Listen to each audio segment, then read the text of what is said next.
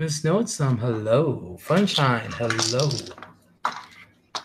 Crap. Miss Notsome, hello. Funshine, hello. There we go. Zorg, hello. Wendy, hello. Couldn't go back to sleep, so I'm here. Oh my god. Alrighty.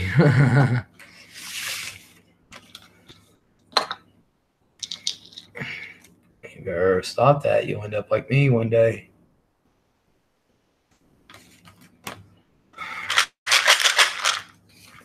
How y'all doing? Greg Huffman, hello, my future ex-husband. He's trading me in for a younger model named Art.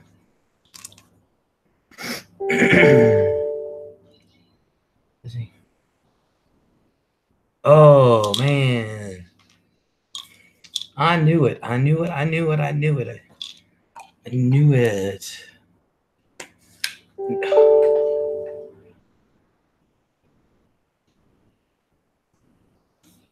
Oh crap! She said 9:30 Friday. Twana, hello. God, that's my boss. Hey.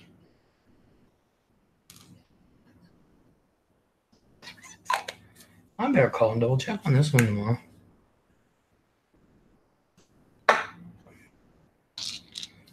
Because now that I think of it. Cheryl DeLady, hello. Been waiting for Bible study all day. It's at 8 o'clock on Wednesdays. Sharon said she sent you a link. Free samples, hello.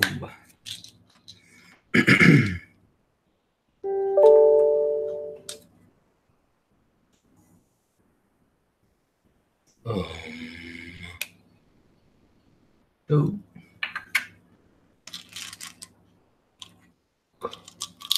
No.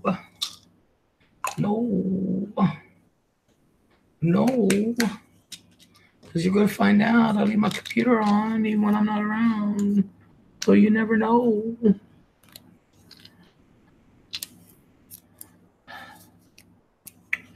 2, 3, 4, 1, 2, 3, 4, 5. 1, 2, 3, 4, 5. Oh my God, I had to travel an hour each way to the paint clinic. Oh, I just thought it was the regular time. So sorry I missed it, but I never saw a link. Oh, yeah, Sarah said she sent it to you. It's 8 o'clock on PM Eastern Standard Time.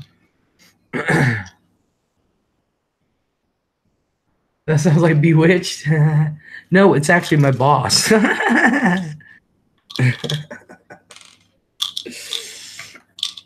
She said 9:30 p.m. Friday. You can't blame me. I'm here. Lisa, hello. Scottish, hello.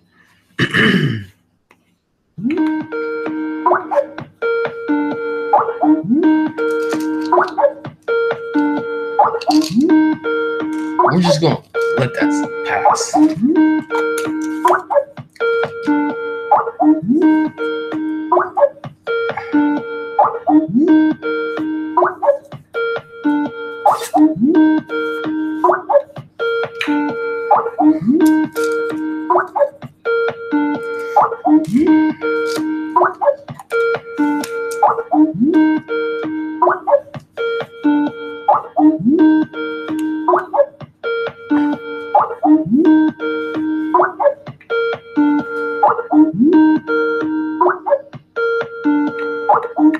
No, I would not be able to pick up the call.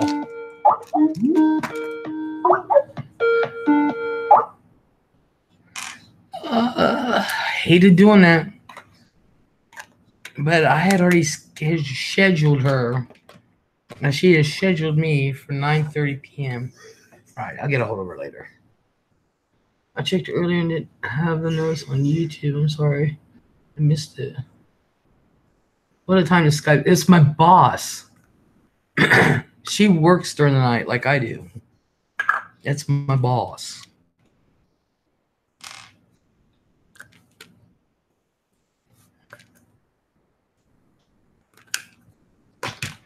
So that's who's calling me. It's because it's my boss. Oh.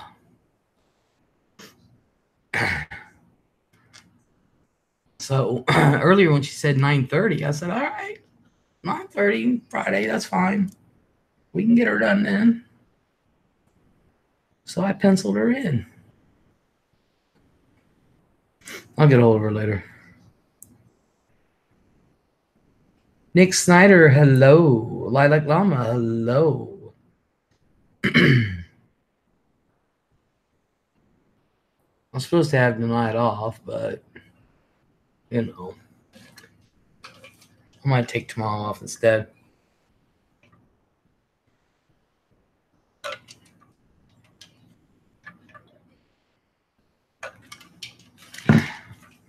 All right. Maybe I can calm down for a minute. Wait for people getting here. Meh, you can sleep when you're dead. Well,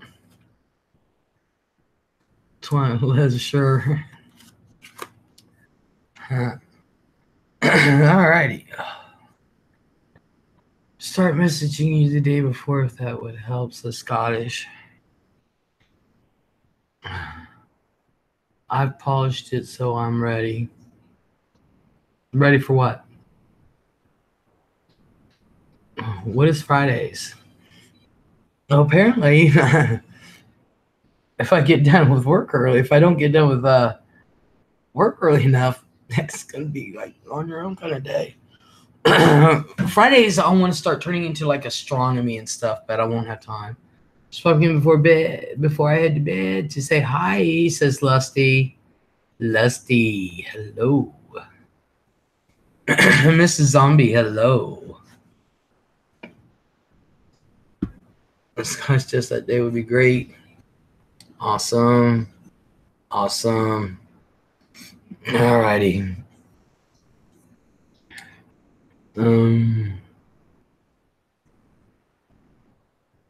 Lisa says, be right back. Alrighty, so I really am coming at you with nothing. Liz, it's all your fault. I was up all night watching Paradise Lost. No, I'm so sorry. Did you watch all 3 parts? I can't seem to get through part 2. I can't be left alone.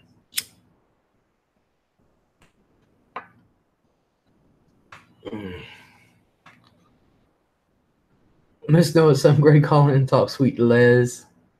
Ouch.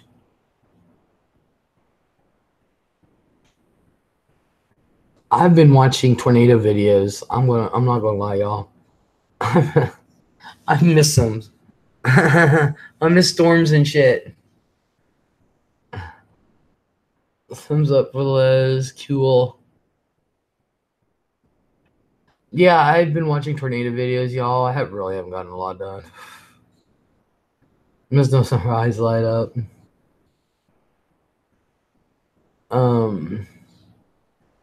Thumbs up.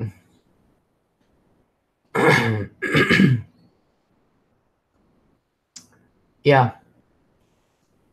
I ain't gonna lie. I miss the storms and shit, and it's not like we've had one near us, so I can record something. Greg says, I don't like mine, but thank you. I understand the feeling. Trust me, I can't stand my own voice. Joe Sanderson, hello.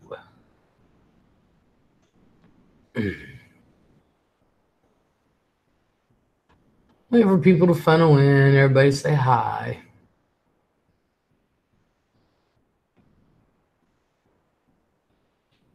No, waiting to start 3. I can't get through the second one. I'm trying like crazy to get through the second one. I still got to come up with shit for Saturday, folks. Where's my little notepad? There it is. I still got my dinner sitting here. because I forgot tonight was Bible study night. So I got like 3/4 of the way through it. It's been sitting here, but I like cold spaghetti anyway. Ooh, Joan's been looking. Where you talked to anyone about Bible study yet? Tawana, is the Bible study stream still up? It must be in different location. It's unlisted. So that way we can't be bothered with trolls and stuff.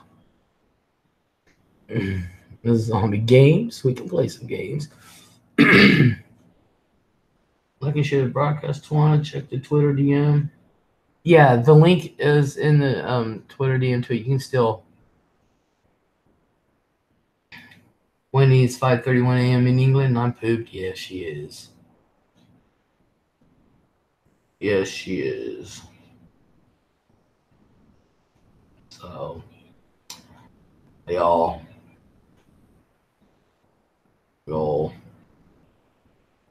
had lots of fun playing the other night. Okay, yeah, we can play some games tonight. Wendy, you should get some sleep. Yeah, all good. Just was thinking of you and trying to catch up with you because I know you wanted to join, Tawana.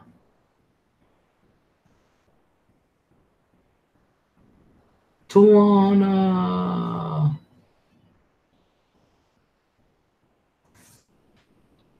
I'm older and I got more insurance. I said that to Ian's girlfriend. Little puppy shouldn't play with the big dogs. I'm older and I got more bail money. She took that as a threat. I ain't spoke to Ian since.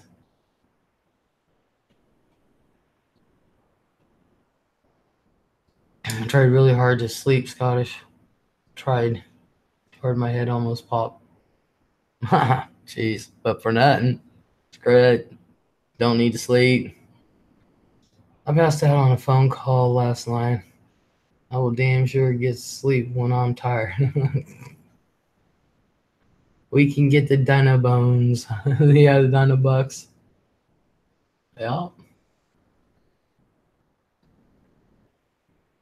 It's not on zombie. Hi, Les, and all just listening and fixing computer. All right, Dar. Hello. Does anyone have an update on how Art is doing? He was on my stream last night. I figured he'd be in here by now.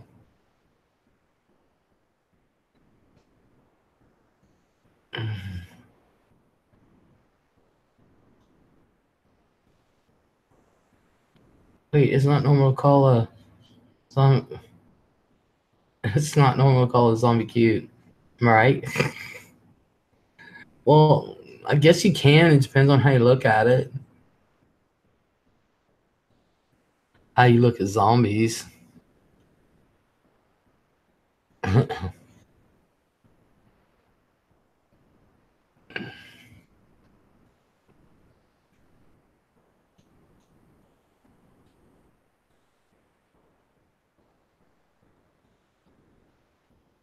gonna let people file in. Y'all have to bear with me for about the next week. I'm starting a new pain medication. Hopefully, it makes me feel amazing. Same here, Twana. I hope it makes you feel amazing too. Mine does.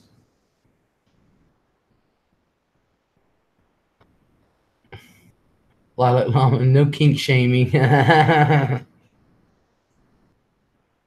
With my eyes closed, running away. He usually says Joe. Oh my god.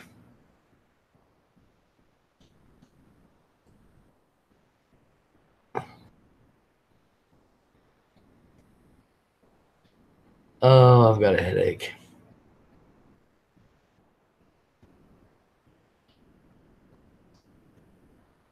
I really, really do.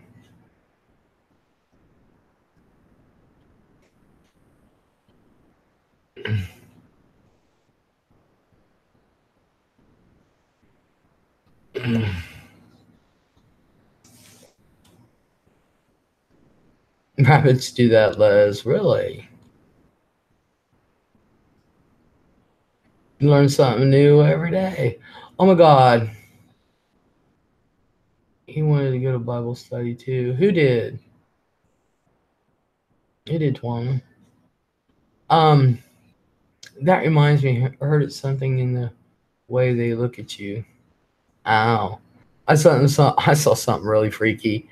I'm watching these like weird compilation videos and stuff, mostly tornado though.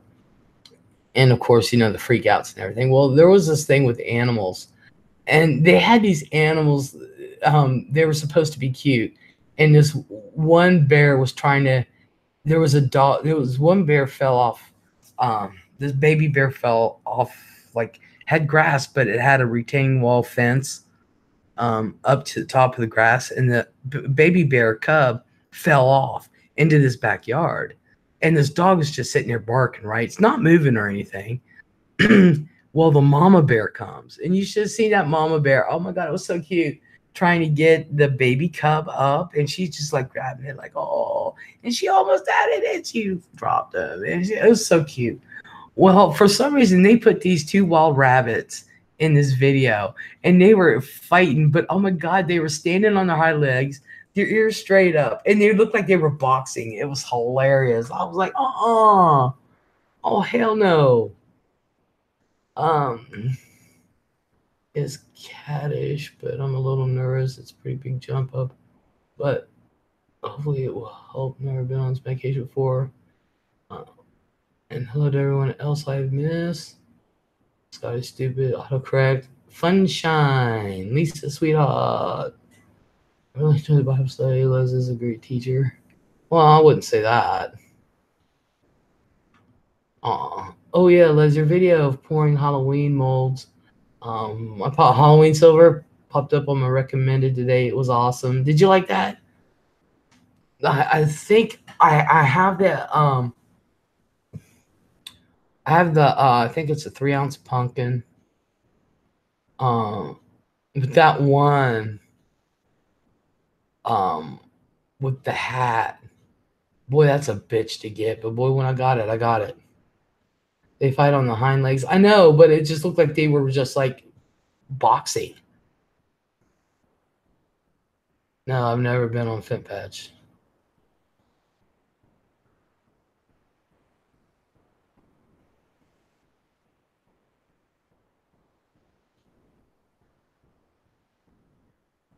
So, oh god. I thought it was very neat. Well, thank you. I forget which ones I did for that one. I think I had a flat pumpkin one. I was supposed to get, he pissed me off. I was supposed to get a 3D pumpkin, and he never got it to me, and that pissed me off. My husband is a coin collector. Does he do just strictly numismatic, or does he do semi-numismatic, or does he do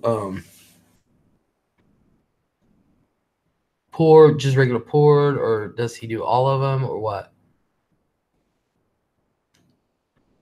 The werewolf, a bat. That bat's a bitch. Pumpkin and a zombie, I think. Yeah, I did a zombie. And that werewolf was supposed to be 3 ounces. Actually, they were all supposed to be 3 ounces. I'm really pissed off with that, but I made it work. He just collects old coins. Okay, numismatic.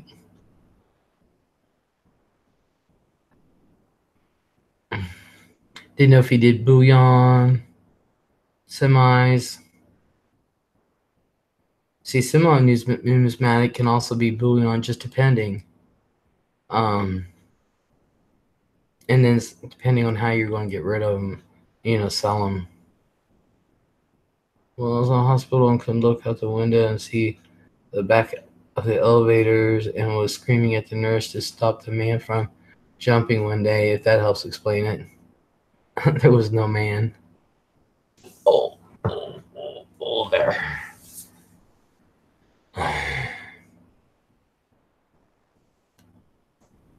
But yeah, the bat's a bitch.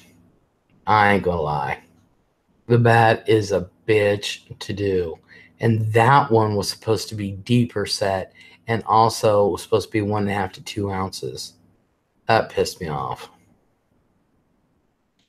I don't know the technical word for it. I just know He has lots of old coins and like coin sets and stuff. Okay. Numismatic. Moonlight Bay, hello. How are you? Yeah, I'm going to get back into it as soon as I can. Nicole A, hello. Hello, Les, feeling better. Yep, Les is feeling better. I was sick there for a couple of days. I mean, ooh, shit.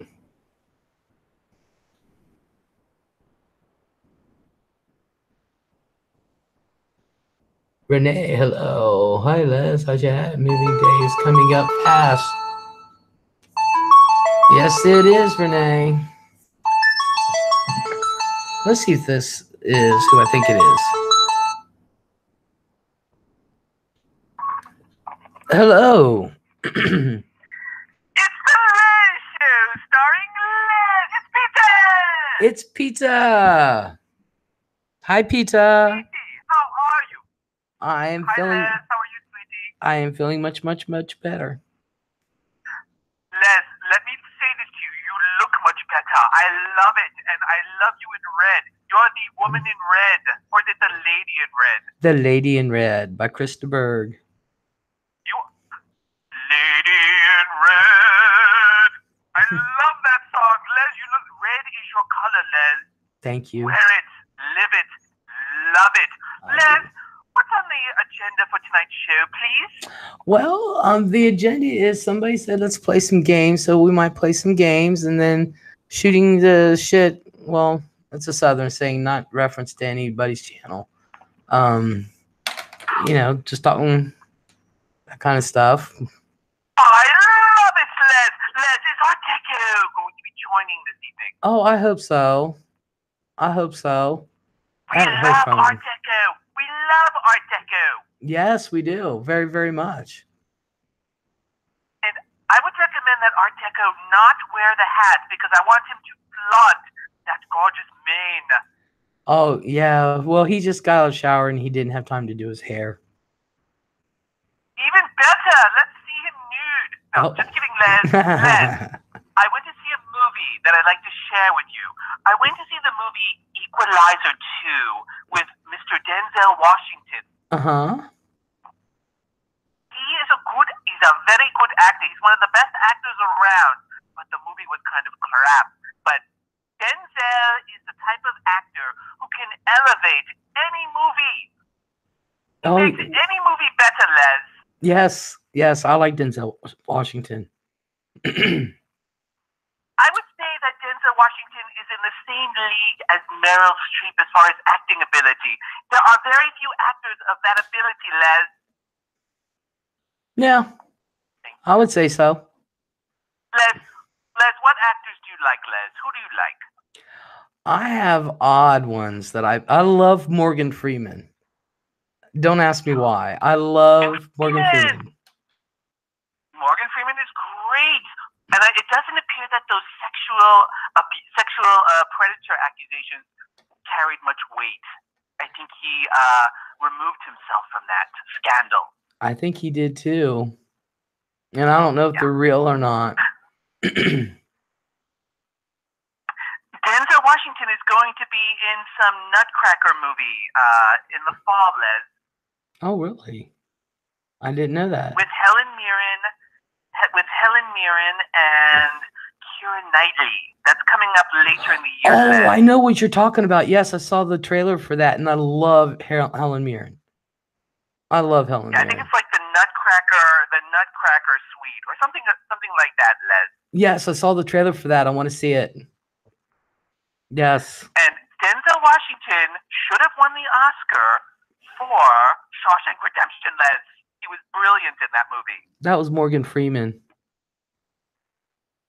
That was Morgan Freeman in Shawshank Redemption. Yes. That was not Denzel. Let's not forget. No, that was Morgan Freeman. And let's not forget Morgan Freeman in Driving Miss Daisy. Oh, that was a great movie. Even though it was slow, but it was a great movie. Brilliant, Les. Yes. Les, listen. Yeah. Continue to wear red. That is your color. You rock it, girl. You make it look sexy.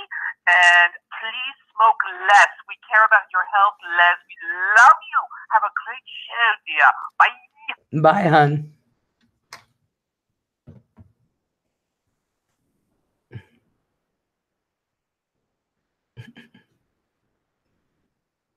That was pizza.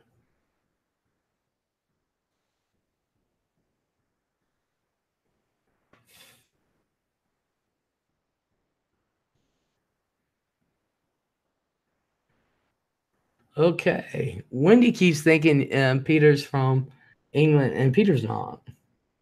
Illuminates. Hello. Angel Wings. Hello. Where's Art, or should I say Johnny Bravo? I don't know. I don't know where Johnny Bravo's at.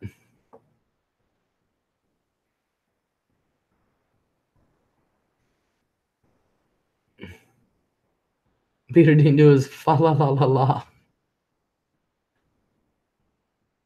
The accent comes and goes, yes. And if you guys listened really carefully, he had his real voice. Just for a second.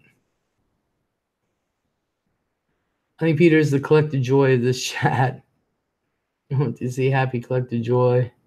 I want to see Happy Time Murders with Melissa McCarthy. Don't beat Nurse Swana. Anything is worth to try again. Yeah. Art. Oh, Peter just left.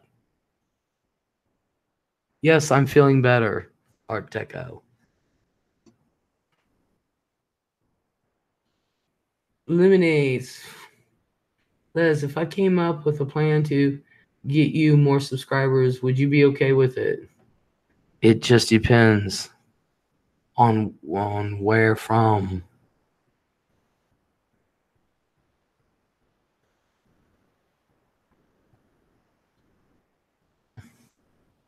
I mean, I don't want nobody paid or nothing like that.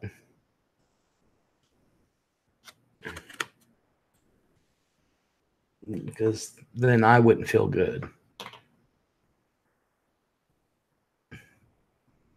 And legally, I think needs to be said. What, Lilac? Well, what's the plan, hon?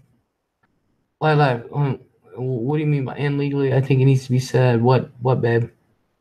I mean, did I miss something you wrote earlier?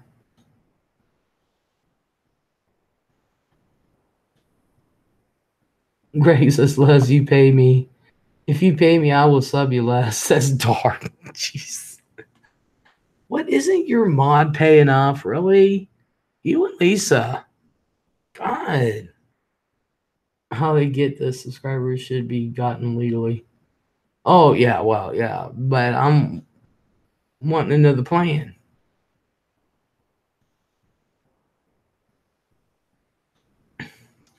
Let me send Art Deco a link just in case. Edna Barrows, hello.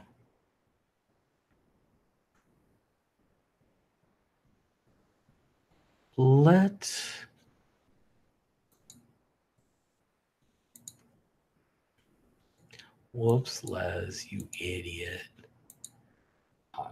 Whoa.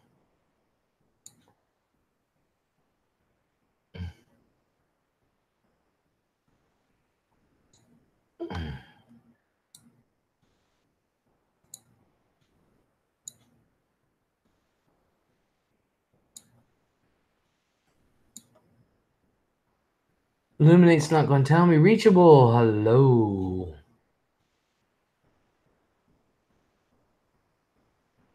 If you pay me, I will convince Lisa to sub you. Oh my god. Oh my god. Can someone share how I order a box from Les? Yeah, Lisa has my thing up there. Well, wait a minute. She may not. You need my PayPal?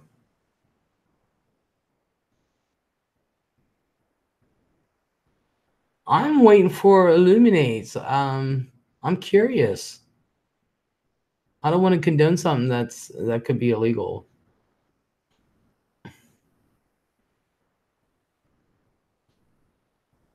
And I want people to actually watch some videos. I mean, y'all don't forget to hit that thumbs up.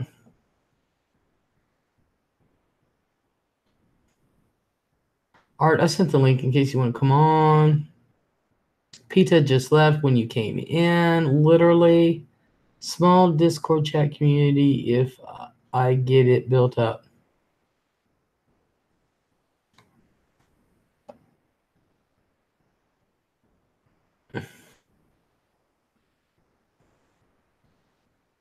Interconnecting channels. Just a thought I can fit something in.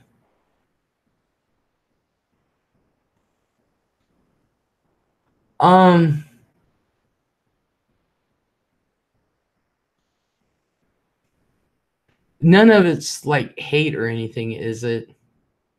Because I've moved so far away of the drama and the hate and everything. As long as they're good people and things like that, I don't care. Hit the like button before you even started. No, you didn't, rechargeable.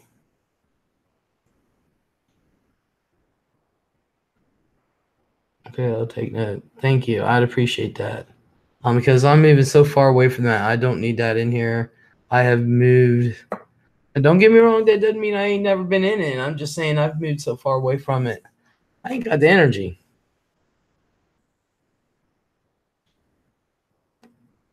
I really don't. Yes, I did. Depending what comes around, I'll let you know. I'll consider how you feel. Well, I would appreciate that, honestly. I really would.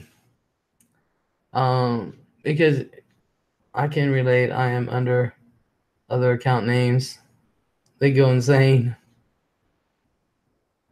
Well, if you're in here, then you know pretty much what I'm about, and I'm not about the drama and the hate. And that's not saying I've never had my foot in it, but I've never been bad in it. I just moved my channel away from that.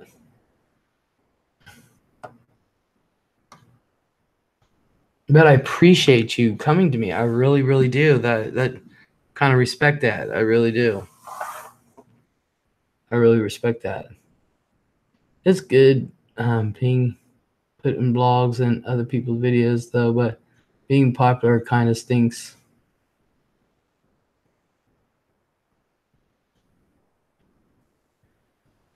I don't know. I was always popular. But I always did my own thing, so yeah, y'all don't forget to switch to live chat. No matter where I've been, I've always been popular. So I thought it was time for a change.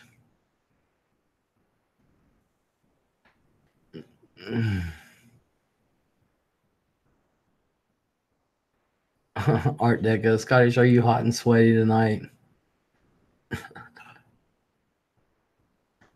Oh my gosh.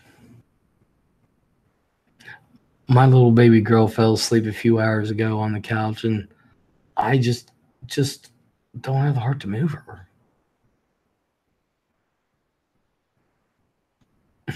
Moist.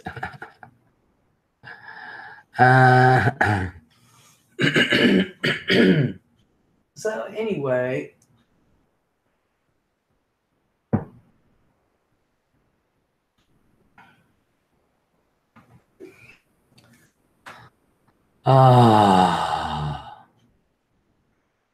so to order one of my boxes, you need my PayPal account, and I was giving people, any amount choice that they wanted, but it's not worth it, honestly, if you're not buying at least a $50 box, because shipping is included with the price, and if you order $40, you're not really going to get anything, or $30, you're not going to get anything.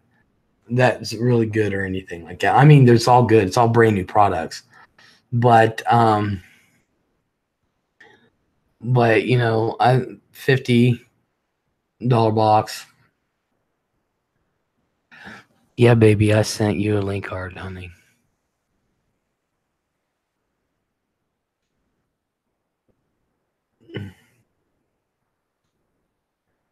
So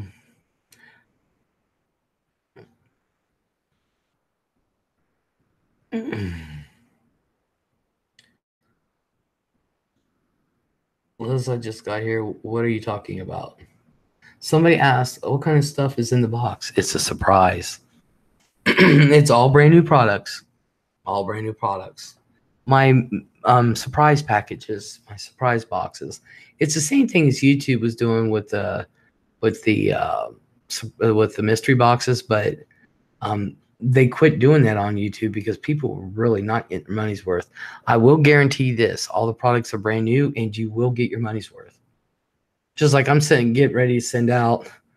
I have to order a pickup from the post office, but I'm getting ready to send out shit where people ordered $40, and I'm giving them extra. So,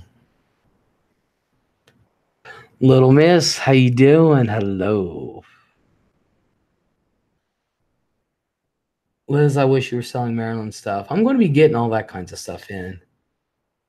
Mrs. Zombie, how much for an autograph? For of who? What you do is I'll put in my PayPal, and you order a box. Marilyn can sell her own stuff. What you do is I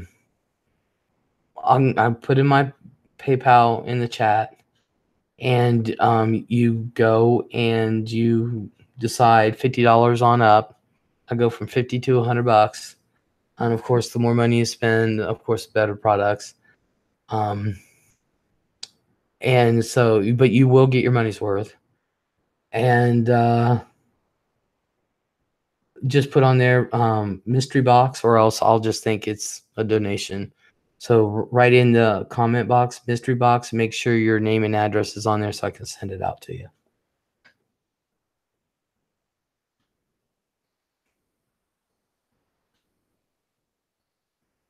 Angel wings, that could be really, it is.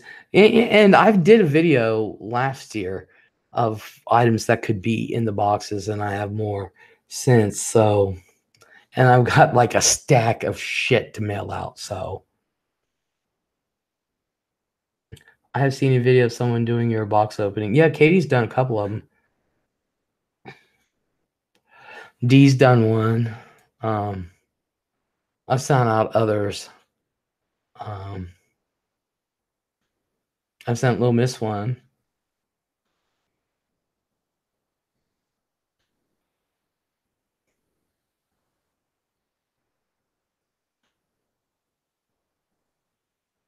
And last case for my Maryland doll, still looking.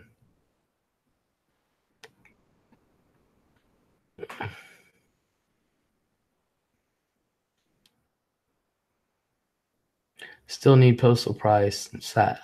Wendy, I know. I couldn't do own, or I get kicked off YouTube. Oh yeah, she couldn't do one or she'd get kicked off.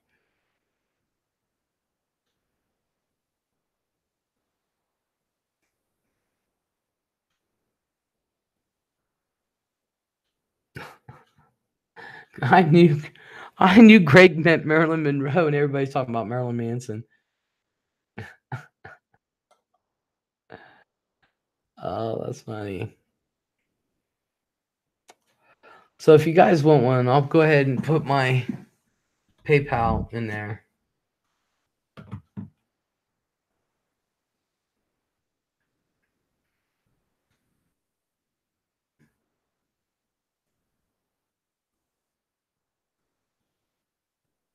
Well, damn it.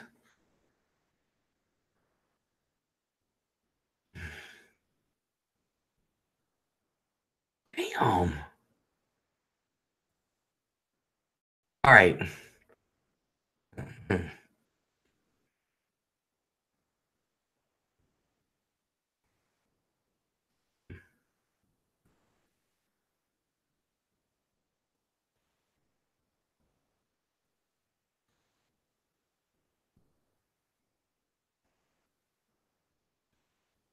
Alright, there it is. If you guys want one, that's the PayPal thing. And don't forget to put mystery box, or else I'll just think it's a donation.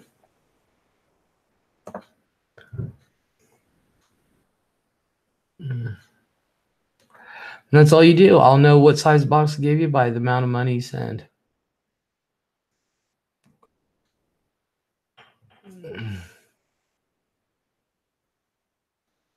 If you had known Marilyn Monroe back in the day, would you have dated her? Who, me? No.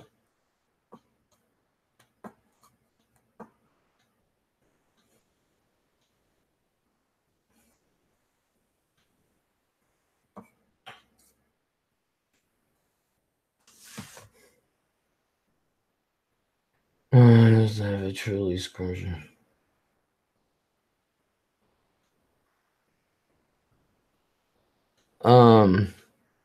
So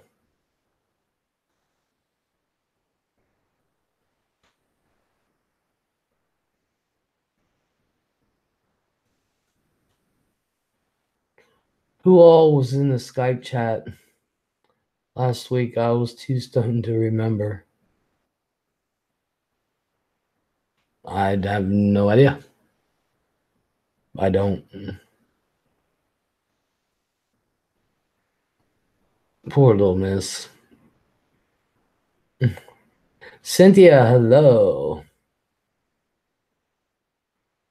Saw you were on. Hurried up and got my banana nut muffins in the oven. Wednesday night, why not? Hello, Liz and everybody. Hello. Art, hello. Hello, how are you doing? Are you feeling any better, honey? Oh, yeah, I'm feeling tons better. Good, I'm glad. How is everybody in chat?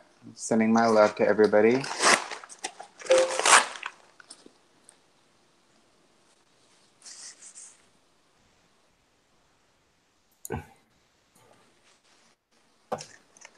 Okay, I don't think it was raining. Okay. No, I'm feeling tons better. Good, I'm glad. I thought you were going to be off tonight. I was, and I think I might take tomorrow off. Good. So, let me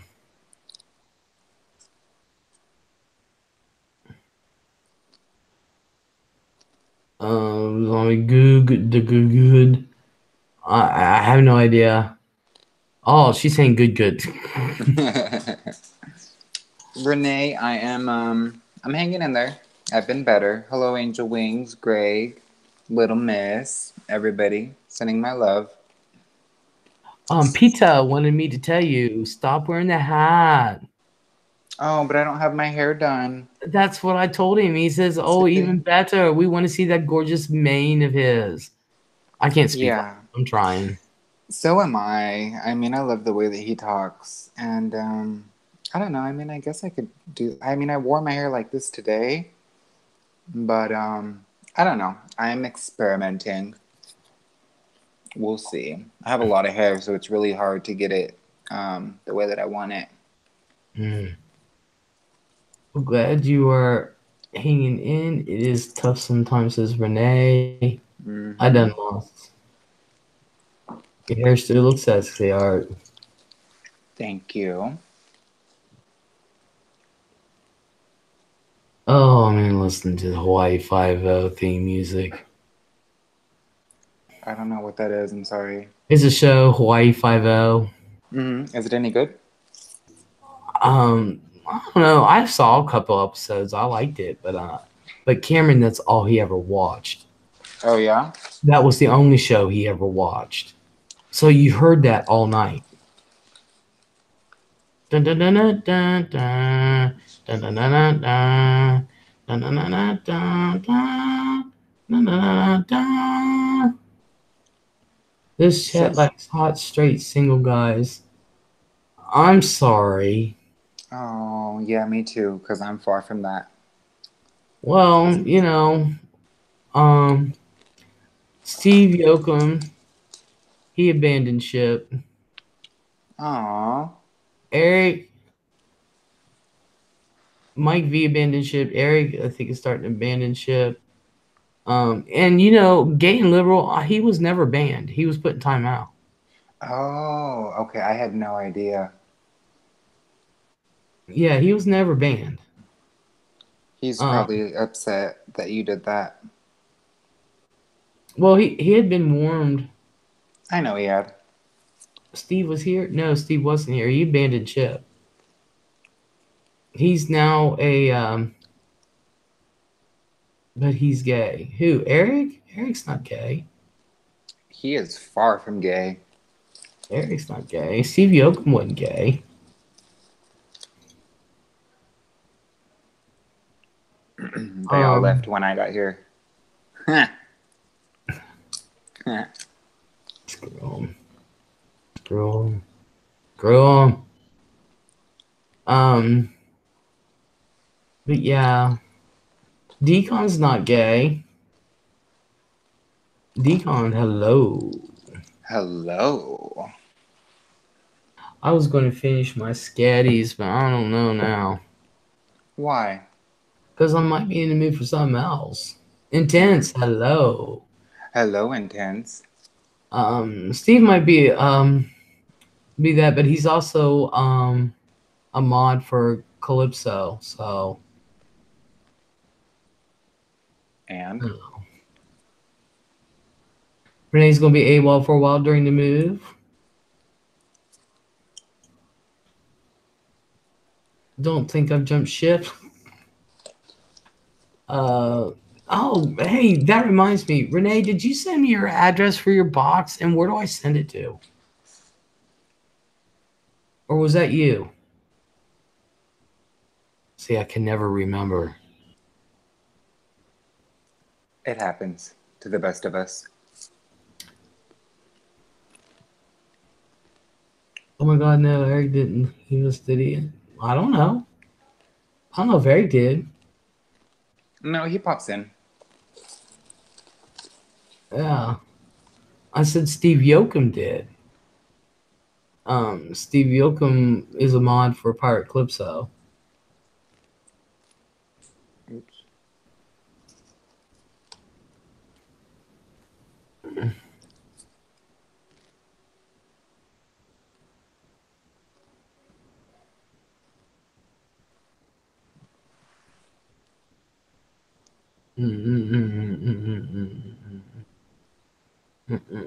So, no insult intended.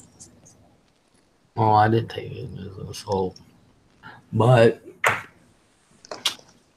Lisa runs it. I'm just eating my popcorn. I don't know what's going on.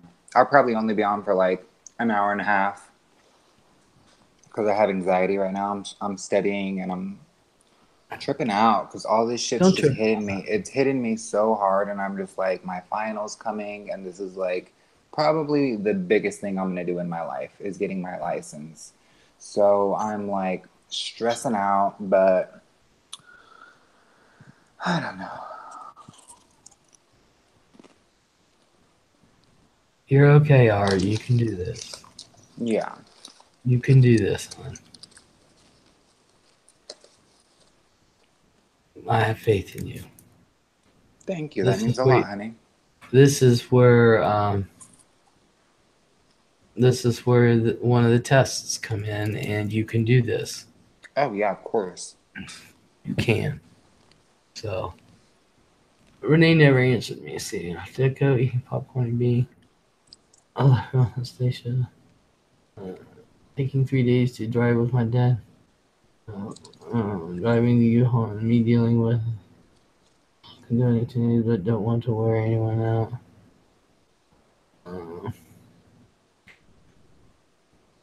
I don't see where. Okay, then it was pirate. Okay.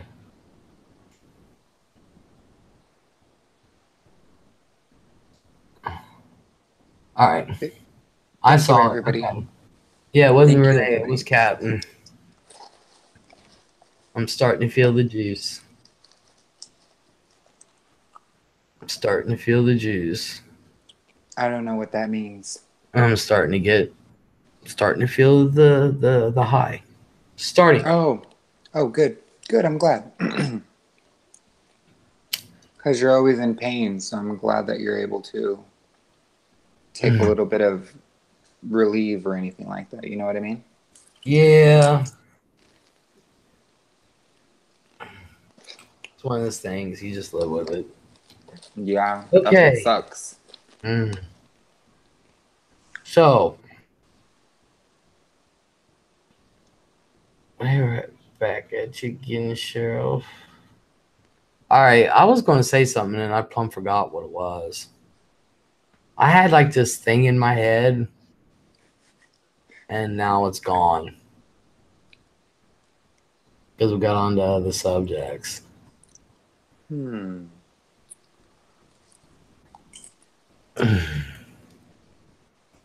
Was it about a game you're gonna play tonight? No, we're just going to play Family Feud. Was it about Renee's box and the address? No. Then I don't know. Sorry. No, it was. I had this thing. I was going to tell people what I saw, and no, fucking forget.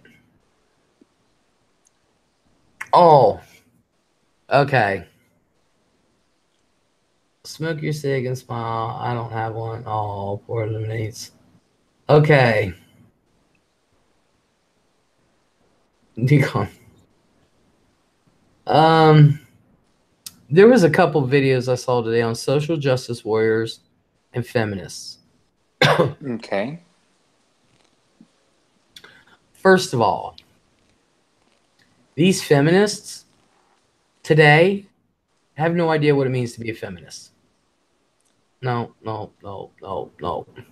Why? Tell me. No idea. They're so topical. They're not understanding the underlying message that those back in the day were putting forth when they burned the bras and stuff. Okay? Being a feminist does not mean, all right, case in point. Example. Katie Couric kept saying that Judge Judy was a feminist. And, of course, Judge Judy owned her. She said, I'm not a feminist. Never said I was. And she said, with you being a feminist and this and that. And Judge Judy said, I'm not a feminist. I never looked at myself as a feminist. I'm not a feminist. She said, I never belonged to the clubs, or I never belonged to anything to where, groups of women get together and try to empower each other, this and that. I led my life. I just happened to be a judge who was female. I'm not a female who's a judge. Yes. That was what I wanted to do.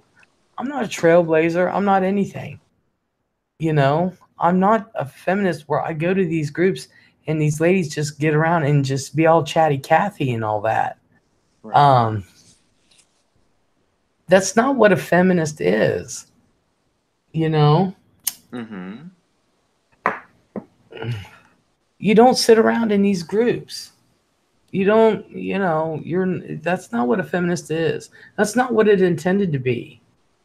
Nobody wants that label. Well, yeah, but those that are these feminists, I'm a feminist. I didn't ever look. I was in 7th grade and I knew I was not. I was not a feminist because I said I ain't going to war. No, women have wanted equality so much, and now that some of them are getting it, they don't like it, and that's because these new feminists. Well, if you're going to run your mouth, then you should take what you get. Meaning, let's put it this way. Feminists back in the day meant women were women.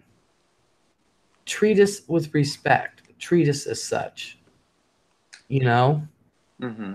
I'm not asking for special rights. I'm asking for equal rights. Of course. You know, just like with the gays. I never thought gays should have special rights, and that's where I get pissy. We should have Mm-hmm. equal rights, not special rights. That's where I get pissy. Same way with feminists back then. Back in the 60s, we weren't paid. Women weren't paid the same as men, and we did twice as much work.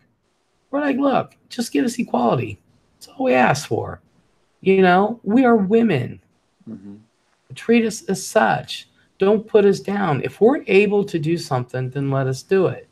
Now, feminists today, they have no idea what the fuck they're even talking about. I'm like, you are all over the map with what you want. That's not a feminist. That's not a feminist. Ronnie, hello. Hello, Ronnie. That's not a feminist. You know? Yeah. And honestly, I may offend a lot of people by saying this, but I really don't care. I have more respect for the lesbians and gays back then than I do now because they actually went through the struggle of what it was like living in that time when it wasn't as accepted and open minded, and they had to fight for their rights and kind of like what they believed in. And now it's like everything is kind of just handed and it's still not good enough. No, it's not. So, Nikki Rev. Hello. No, I burned my bra in approval and have hated where 1 cent equal pay was the big thing. Exactly. mhm. But feminists today, they're all over the place. Make up your mind. Yep, Make up your freaking mind. You don't know what it's like to be a feminist. I don't care if I'm gay or not. I really don't care. Zorg, hello. hello. I really don't care. It doesn't matter. I'm still a female, you know, Yeah, and I'm still of the mindset there's just some things men are better suited for and stay out of it. But now you guys wanted this, you wanted this, and wanted this, which was not what it was intended to be. Well, don't bitch. that's true. Hello, Deonda. Deonda, hello. They have no idea. These kids of today, these 20-year-olds, oh God, especially these college kids, they get on my fucking nerves. Amen to that. I feel like they're just doing it for the title of saying that they've done it when they have no idea what they're actually speaking and what they're preaching and what they're trying to stand up for because they just want to seem like, oh, I'm part of a movement when they have no idea what the actual movement is. Exactly. And there is no feminist movement, really, honestly and truthfully. Mm-hmm. When somebody said, I remember during, the presidential campaign, they were talking about, not that I'm into politics, okay, Uh-huh. I'm not going there, but they were talking about, they always say women with equal pay. I got equal pay to my male counterparts. I've never had less pay of my male counterparts because of what shit that happened in the 60s and 70s. I've never had less pay. Never. Now let me ask you a question. Is there such thing as like, I don't know if this is the right word, but pink law or something like that? Women's stuff is more expensive, like women's razors are more expensive. I mean, yes, more expensive than men's razors. Is there, have you To heard? me, they were six of one, half dozen the other. Yeah, okay. Then I But may I'll be have honest got with it. you, I like the way a man's razor shaves my legs. Oh, yeah. I do. I like a man's razor on my legs. Oh, I yeah. like it better than the women's ones, but um, but that was six of one, half dozen the other to me. Yeah. Now, look, women have more products that we need. Let's face it, men don't need pads or tampons. They don't need, well, I don't know, maybe a douche once in a while, depending. Um, uh, let's see. Women have Although I don't know, at one point my nephews, boy, they went through a picky stage where they had to have the certain smelly, they had to have certain this gel and everything else and blah blah. And I'm like, oh god. Well, that's with me and You my know, and my body wash. I have to have, you know, the smelly good one. yeah. Well, I mean, they had all the hair products and Yeah. and the certain razor and a certain shaving cream, and it's not like they could share, you know. But there are some things that men don't have to buy that women do, but there is vice versa, you know. And so I think a 6-1 half dozen the other um, is kind of real, not what they think it is. Um, yeah, I never tell you the truth with the boys and then myself. Women spend a lot more money on makeup. Although there are some men, I'm not saying there ain't men that don't wear it. Mm-hmm. I'm not saying that, but when on the general, um, she blah. On the general, women spend a lot more on cosmetics, beauty products, and stuff like that. It Yeah. just is, but men spend a lot more money on toys, Yes. gadgets, things like that. Um, we could stop buying the silly shit. Oh, we could. But the point is, um,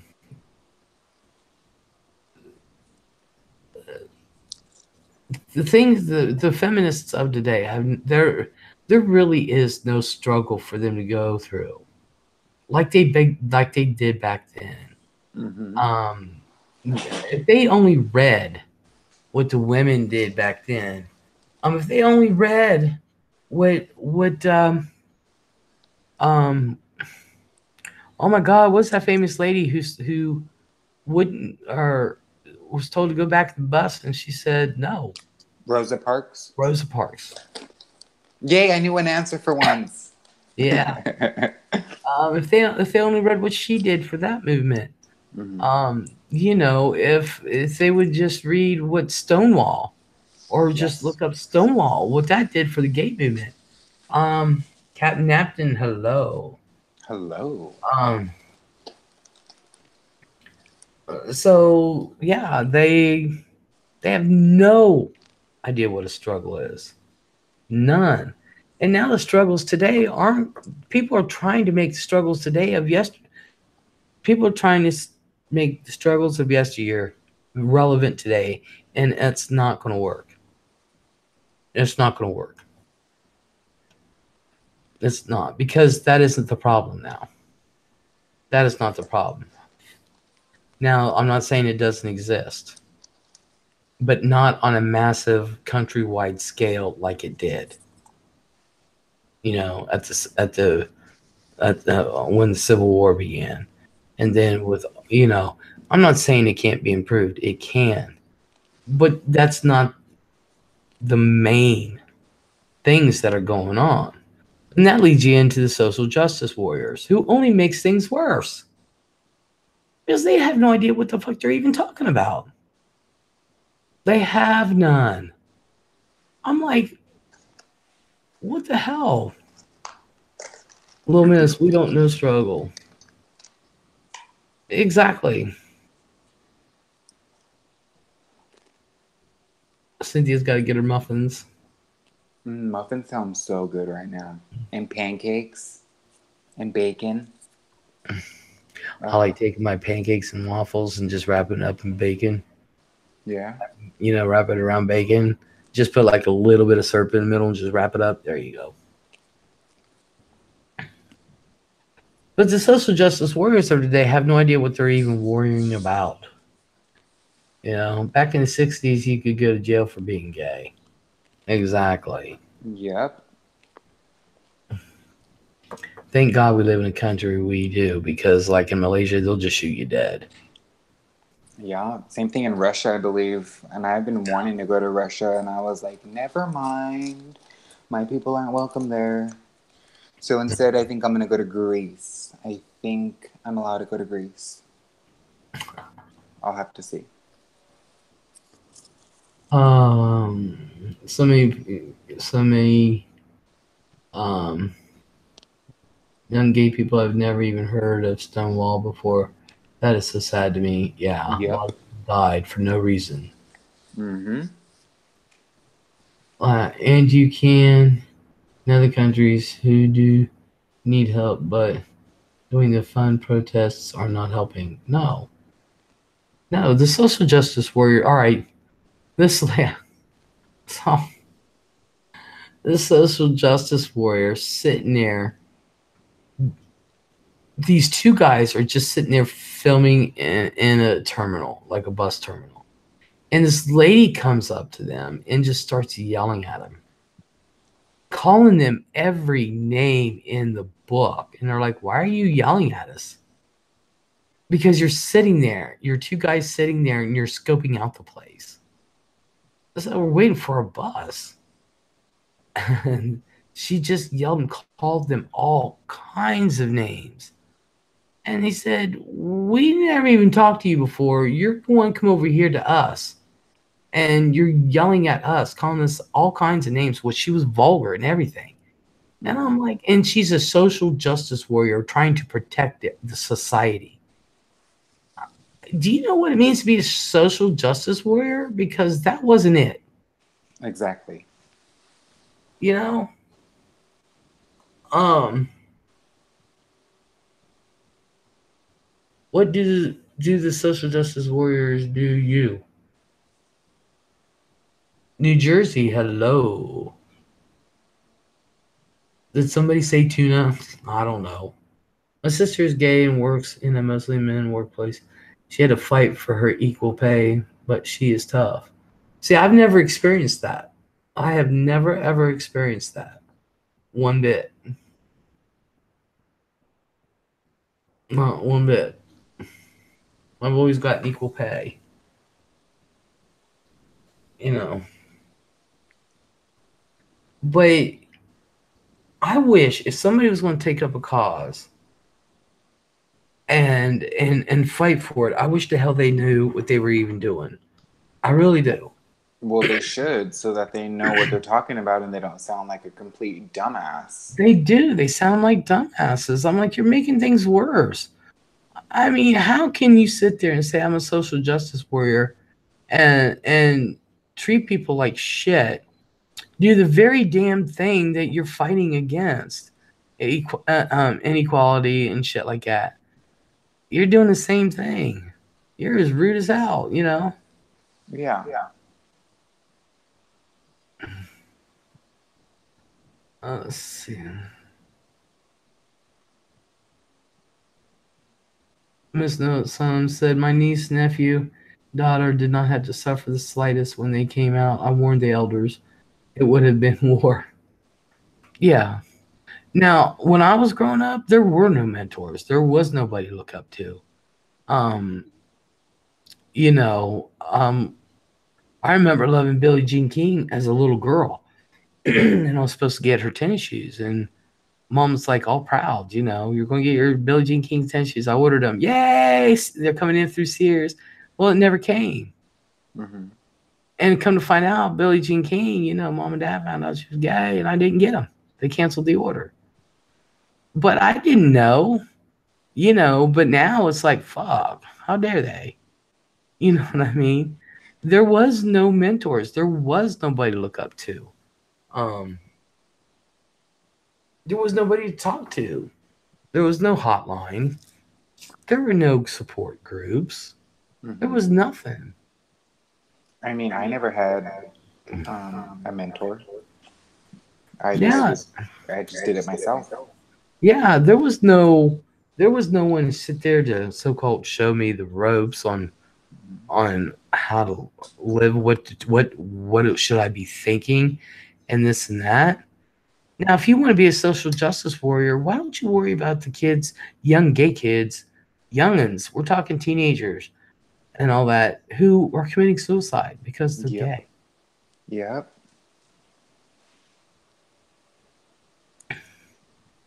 If you want to be a social justice warrior, go for that. If you want to be a social justice warrior, just like we're doing the West Memphis Three, help somebody or write someone who needs support. If you want to be a social justice warrior, fight against the hate crimes.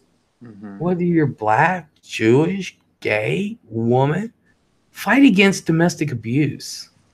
If you want to be a social justice warrior, don't worry about if somebody's wearing fucking black fingernail polish and black t-shirts, or if some guy's wearing a dress, or some woman is chewing tobacco. Don't worry about that kind of bullshit. That isn't social justice. That's pretty much imposing your ideas on someone. Yeah, they need to be worrying about like the killers and the the predators and things like that. They need to be worrying about things that are actually important. Exactly. Not what someone's doing with their life because it makes them happy. Exactly. If you're going to be a social justice warrior, do that. About things that matter. Innocent Zombie. kids. Innocent kids being killed in police custody. Mm-hmm. You know? Zombie, that's the best thing that you can do. Always be there and express your love. And sooner or later they'll come around. It takes a while. But I'm trying to say, Liz, I think you and I went through a lot of the same things with both of us being gay and the same age. Yeah, probably did. Miss Notson, his own uncle tossed a drink in his face at a bar one night, and the uncle is gay too, but a lush. If I ever see him again, oh yes. Liz, you should have gone to the White House. Oh, please. Good one. I can't go to the White House. I ain't got enough skeletons in my closet.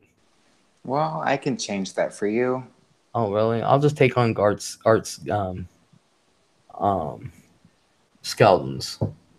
He was like my first baby because my sister's oldest and I love a 17 and I would stay home on weekends to help with him. Aww. Well, Muslim by choice. That is your choice. Thank you for stopping in. Thank you for stopping in. Thank you. I appreciate the comment. Mm-hmm. And the view. Thank you. Thank you.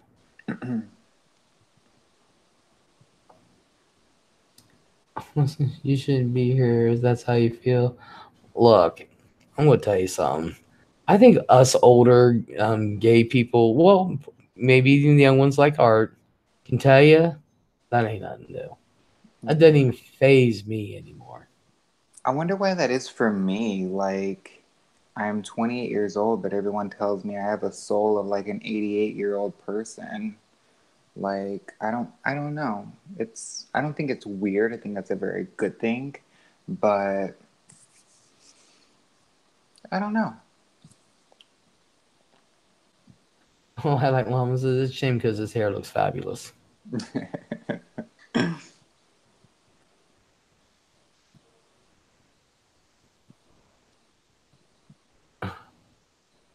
Welcome back, Lisa.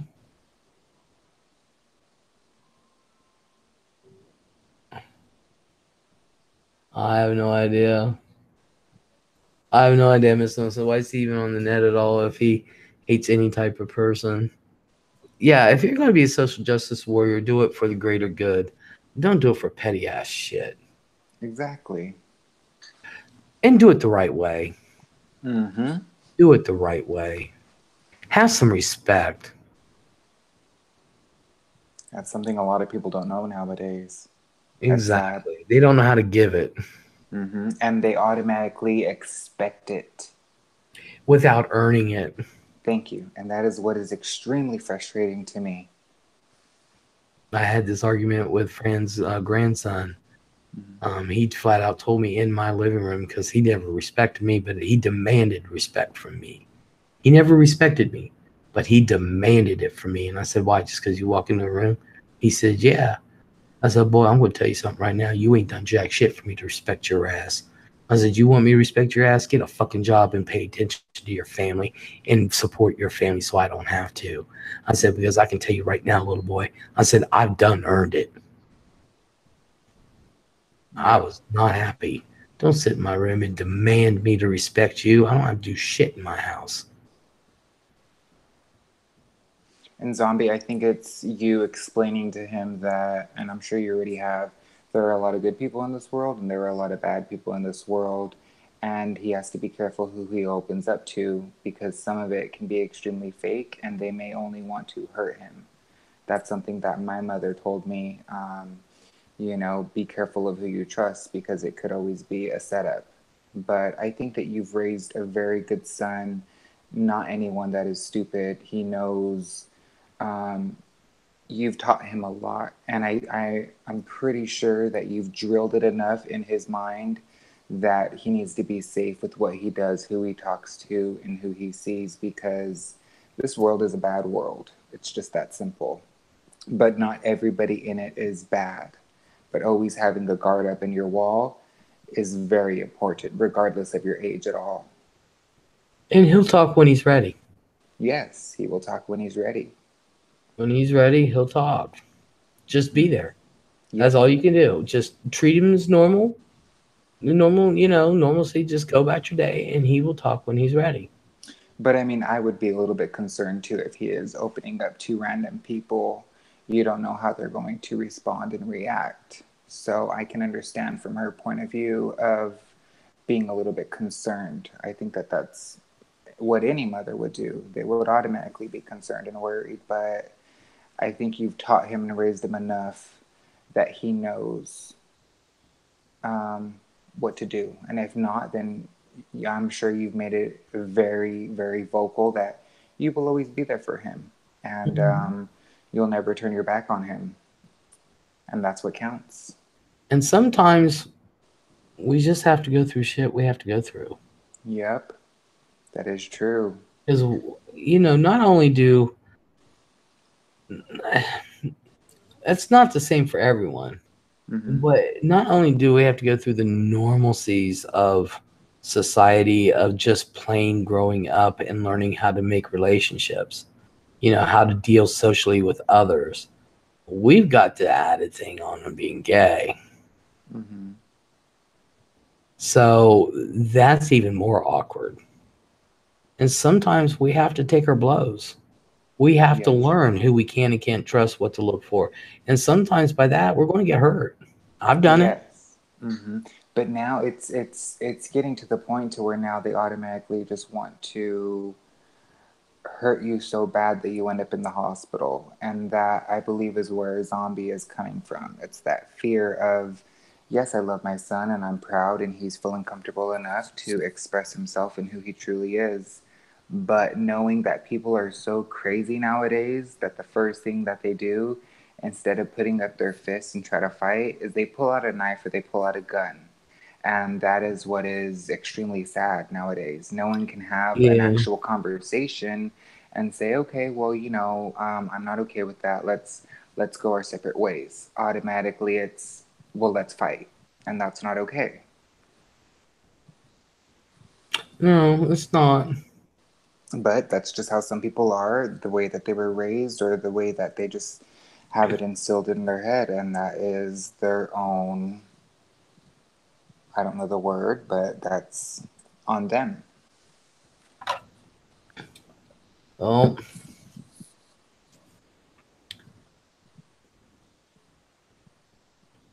no.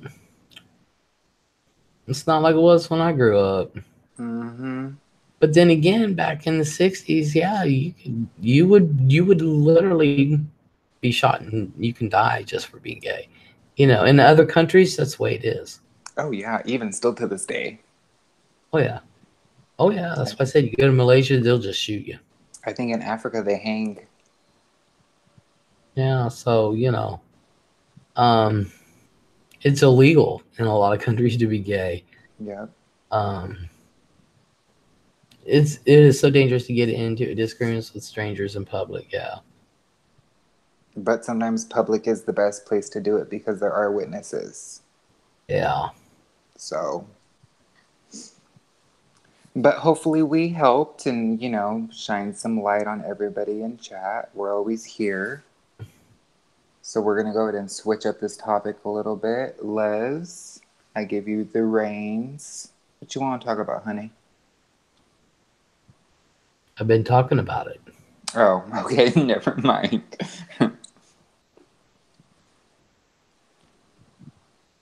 Well, we don't really hit important topics. We haven't been lately, and which is something that I would do every so often, is just have a discussion one night and just literally hit important topics. Yeah. And we haven't done that for a long time. I mean, we've hit topics, but I mean, sometimes they're going to hurt. I mean, it's okay, boo. Hello. Sometimes that's just the way it's going to be.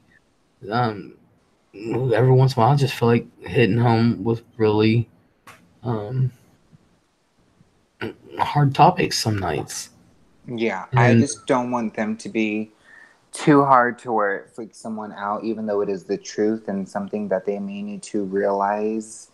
I just don't want anybody to be scared, get anxiety, because they are actually hearing it and it's the truth that,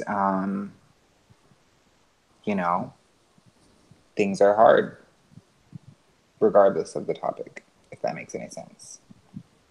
Yeah, but that's what my room's always been about, though. Yep. There are some nights we just hit it hard at home. And we haven't really hit it hard. At all. I mean, this is just topical. And that's right. We didn't choose to be this way. But nobody chooses just like people don't choose to be straight. I mean, it just is. Yeah, that's true. And sometimes I think people make big mountains out of molehills. Yeah. I really, really do. And just like, I was watching these crazy neighbor things, they're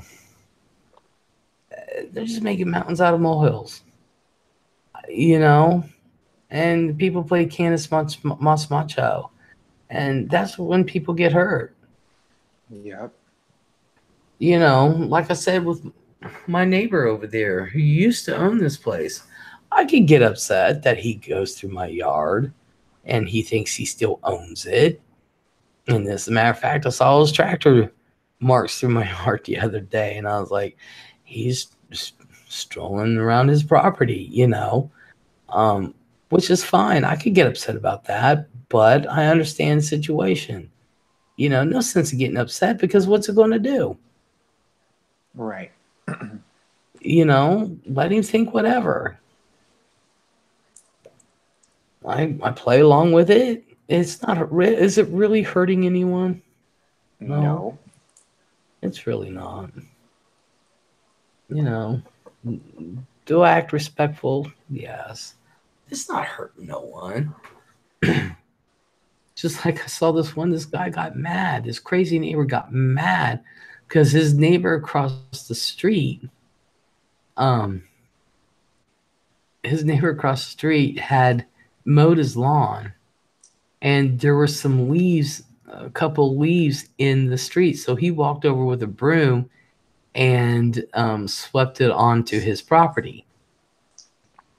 And then he walks back across the street, and the guy has this big old sign in his yard, no trespassing or something like that. And I'm like, okay. And the neighbor was like, I'm not even saying a word.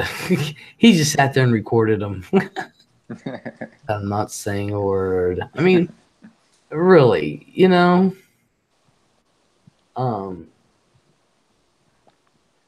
without the worry of being judged. Don't sweat the small stuff. I mean, I just for being in a bar would get you killed back then. Exactly. Boo said, I get upset at my crackhead neighbors going through my yard. people, look, there's nowhere on my street, the road I live on. If you're going to walk in yards, you're going to be cut through them. But I feel sorry for you. Half of them bushes right there in the front and everything. But they like to cut straight across from like across the street. No, for some reason they choose my driveway and my yard to walk back to get to the housing addition that's way back there. And I'm sitting there thinking, and I will sit there. We could be sitting there having a picnic out back, our grill.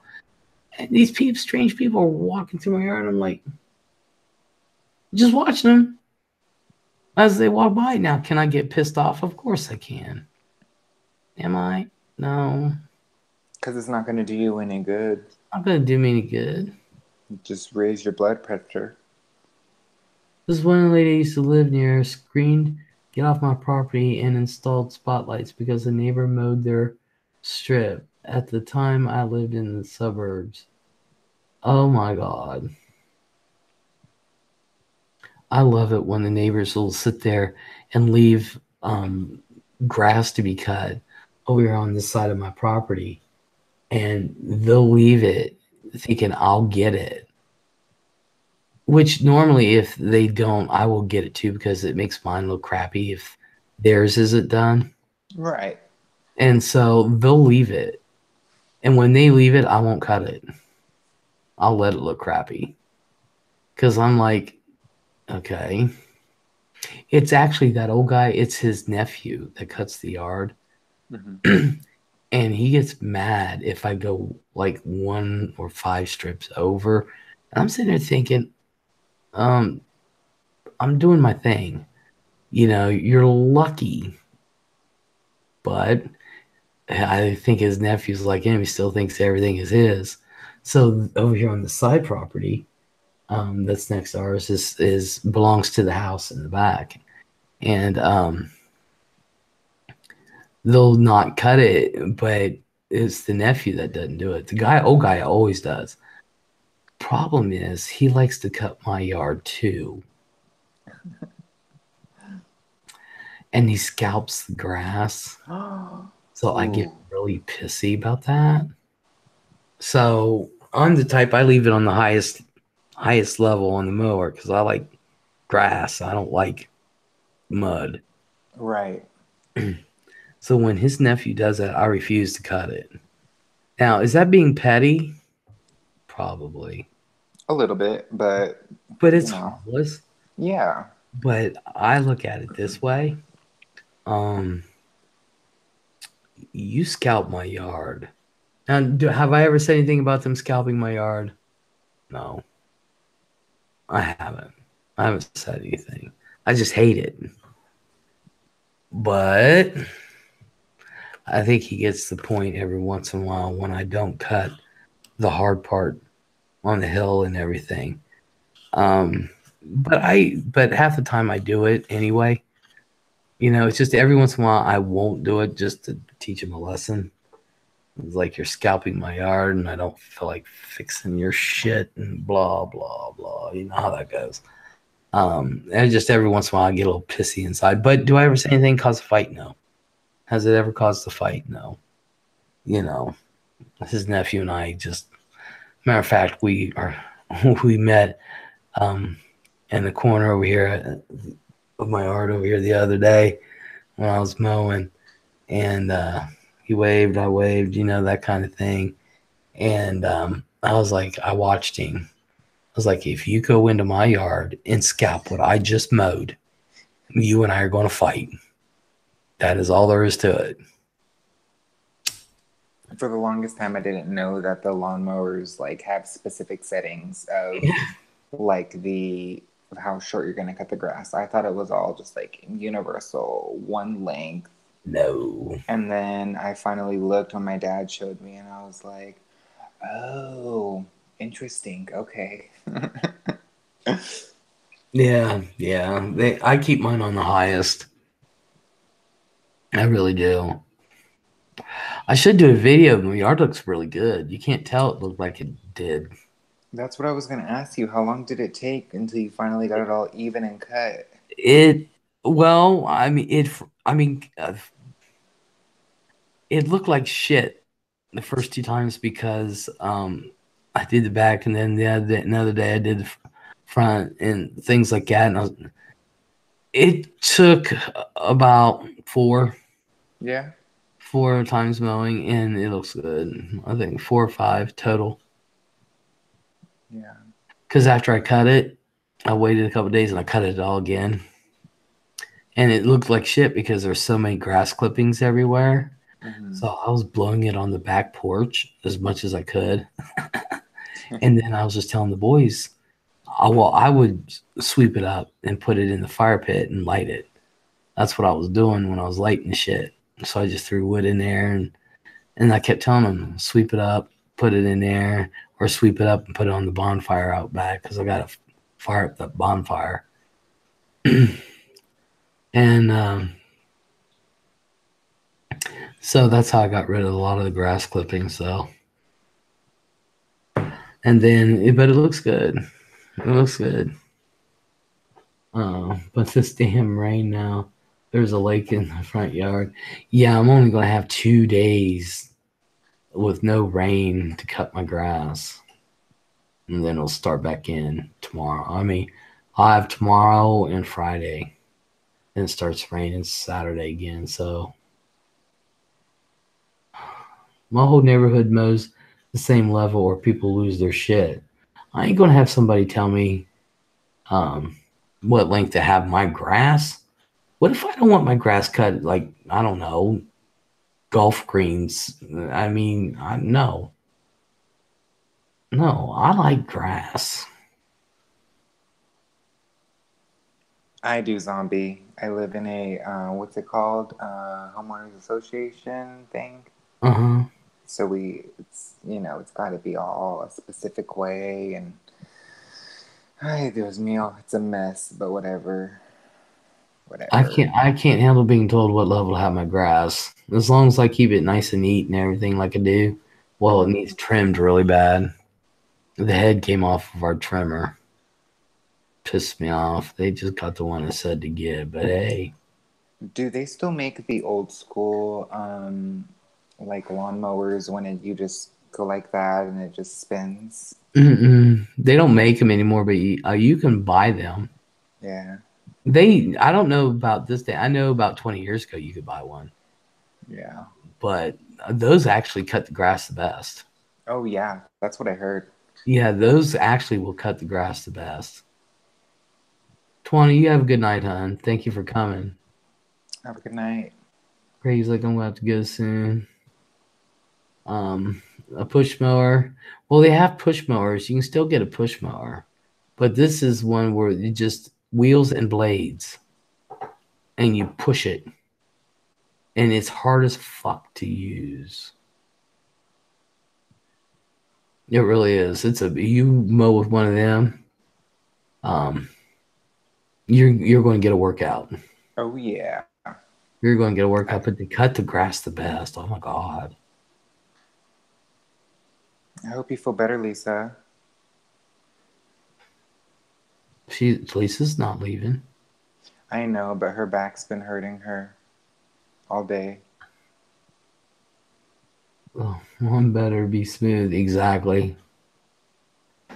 I never knew that about grass mowers. Yeah. I'm allergic to grass, or I would cut mine instead of paying someone to do it. Oh, I'm out there just snotting away. That's serious. Especially when it gets cool. But yeah, I personally, I love a well-coiffed lawn. I do. I just can't help it. I didn't know that someone could be allergic to grass. Mm-hmm.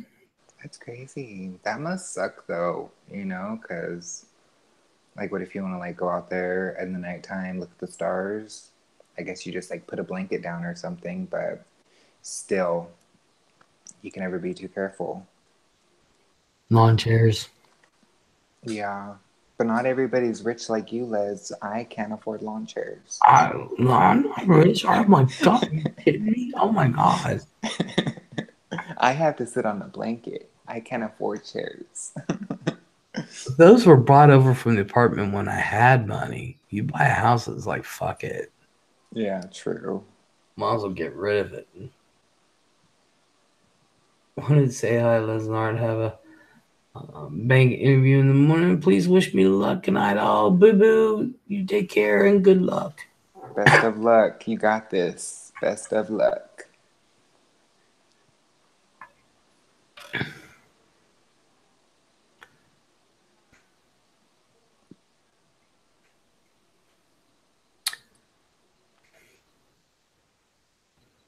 I have no idea what Mrs. Zombie and Scottish are talking about.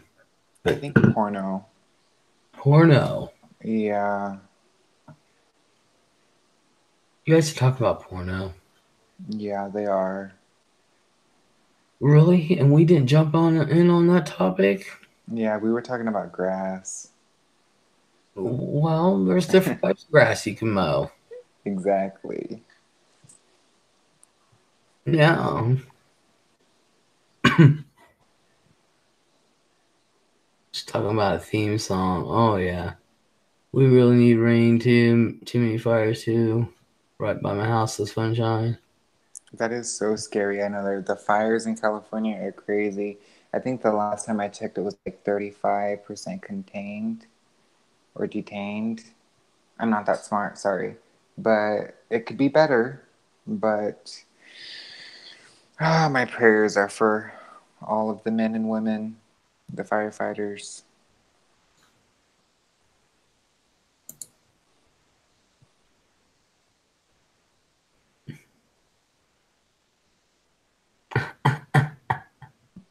Dead.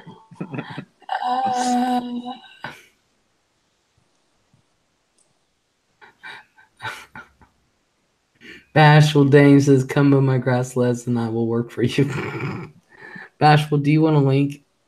Yes, Bashful, take this link. I'm only going to be up for another hour. Then that's my Cinderella hour at 12 California time. But I'm going to go have a cigarette real quick. And I will be right back, sexy. Oh, he called you sexy. Sky said, Les, what the fuck? Trust me, she knows why. And I'm in a good mood.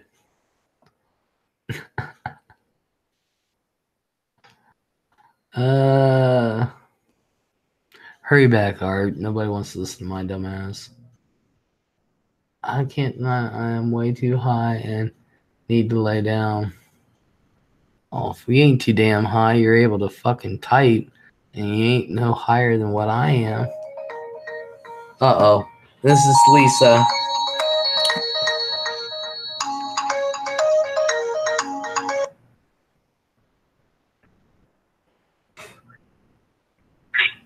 Hello? You bitch! What? It was an accident. There was no fucking accident. It's chicken and biscuits. You liar. It slipped. It slipped. I was like, oops. Oops. What was that for? It was an accident. I'm sorry. Right, I'll be back in a couple of seconds. Yeah, you. Okay.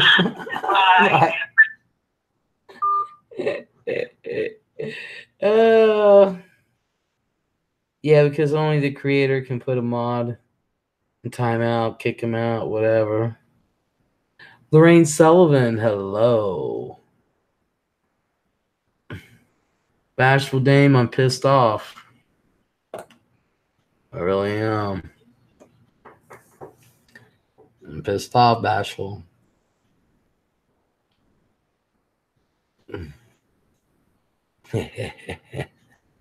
Poor Lisa. Lorraine Sullivan, hello.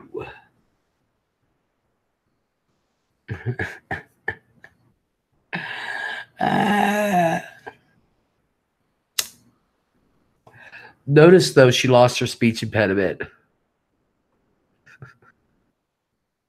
So if anybody's got anything to say about Lisa, now's the time. What's up, girl? Anything interesting? Nope.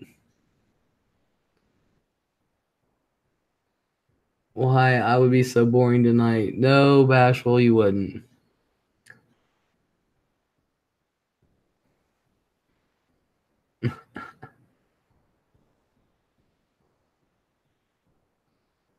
Now they got me hungry for chicken and biscuits.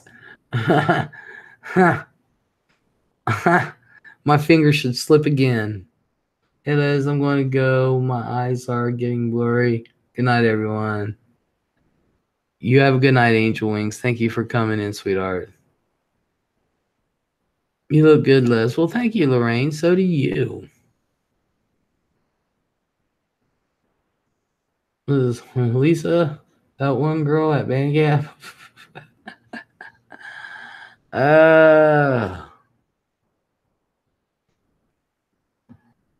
See, Les, someone's not talking. It's talking G. I know. No, Les. Oh, just kidding. I'm just playing with Lisa because I can. Because I can. Because I can.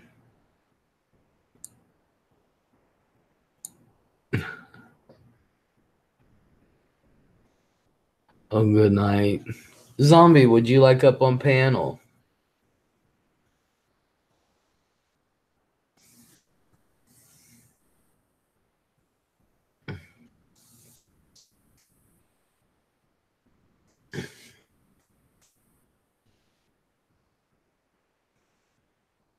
All my fingers look so fat, and then I get to my pinky, and it's like, damn. Skywarp, hello.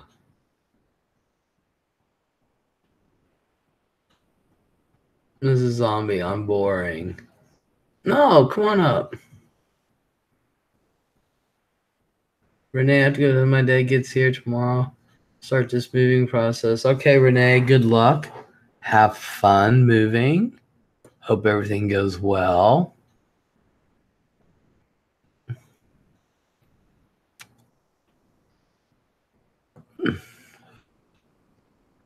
Skywarp, sup, y'all? Absolutely nothing, dude. What's up? What's up?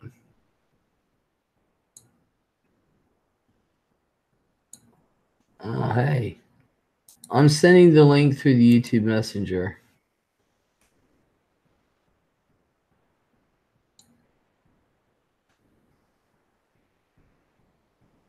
I almost copy what that says. Sorry for the guy. It is my in-laws family that died at the Redding, California fire. So, oh my God, Zorg.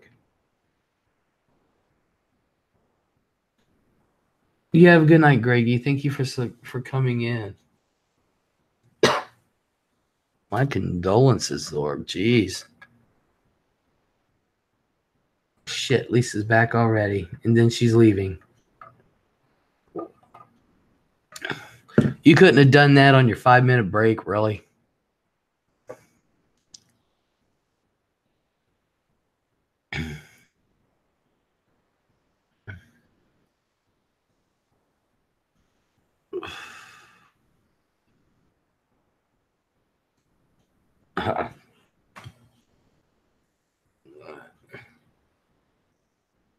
Dun, dun, dun, dun, dun, dun.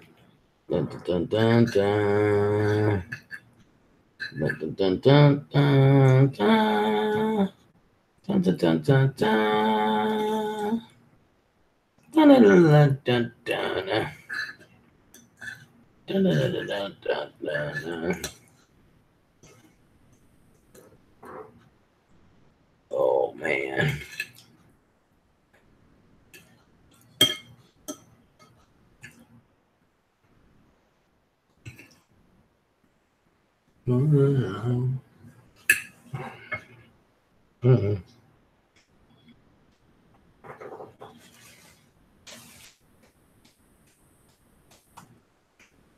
Oh, Intense is finally back.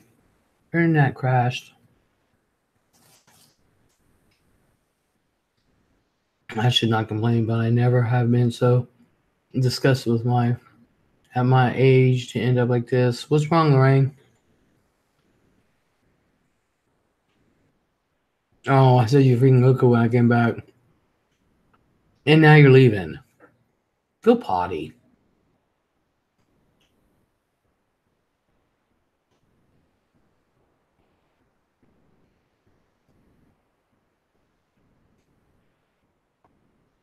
Well, how old are you, Lorraine? I'm finishing up my dinner. I've decided to eat the sketty.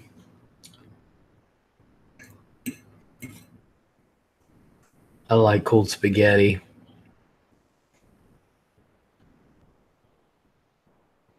Wow. Wow. Wow, the kids.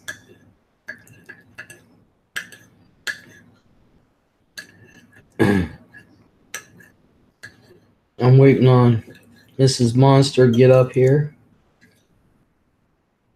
I don't know how long it takes to get a Coke, but lost son, no cat, no life. 64, but a young 64. Wow. I'm sorry.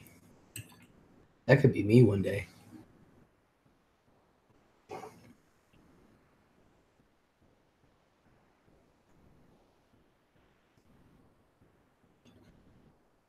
Oh, lost son, no car, no life.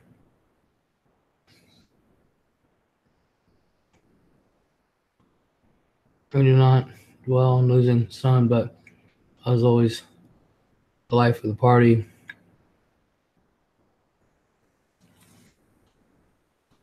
I am so sorry, Lorraine. I didn't know.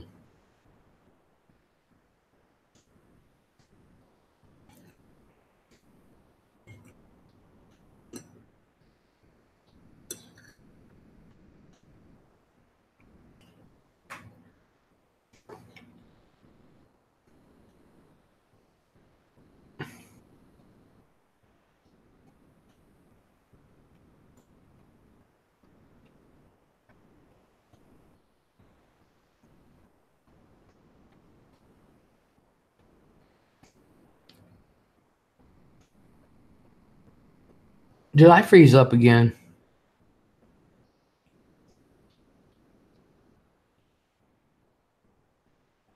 Nope.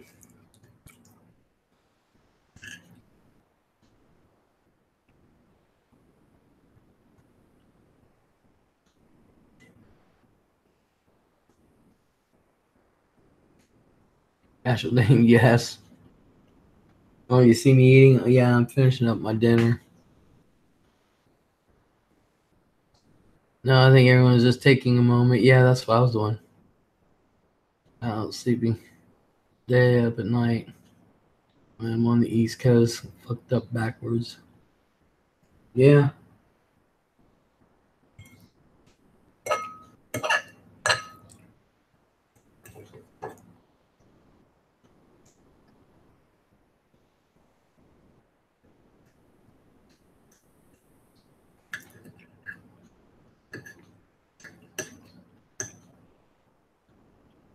East Coast, Eastern Standard Time, or New York time for those that are out of the country.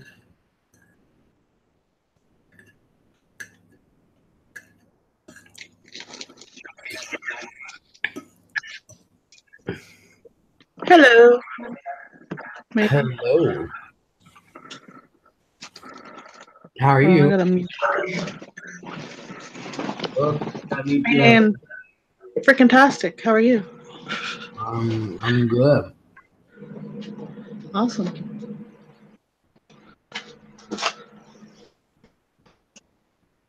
Get things situated here.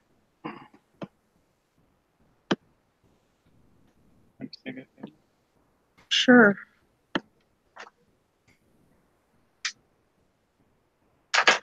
Lilac says, Lorraine, I'm glad you're here. Yeah, me too. Hi, Wendy.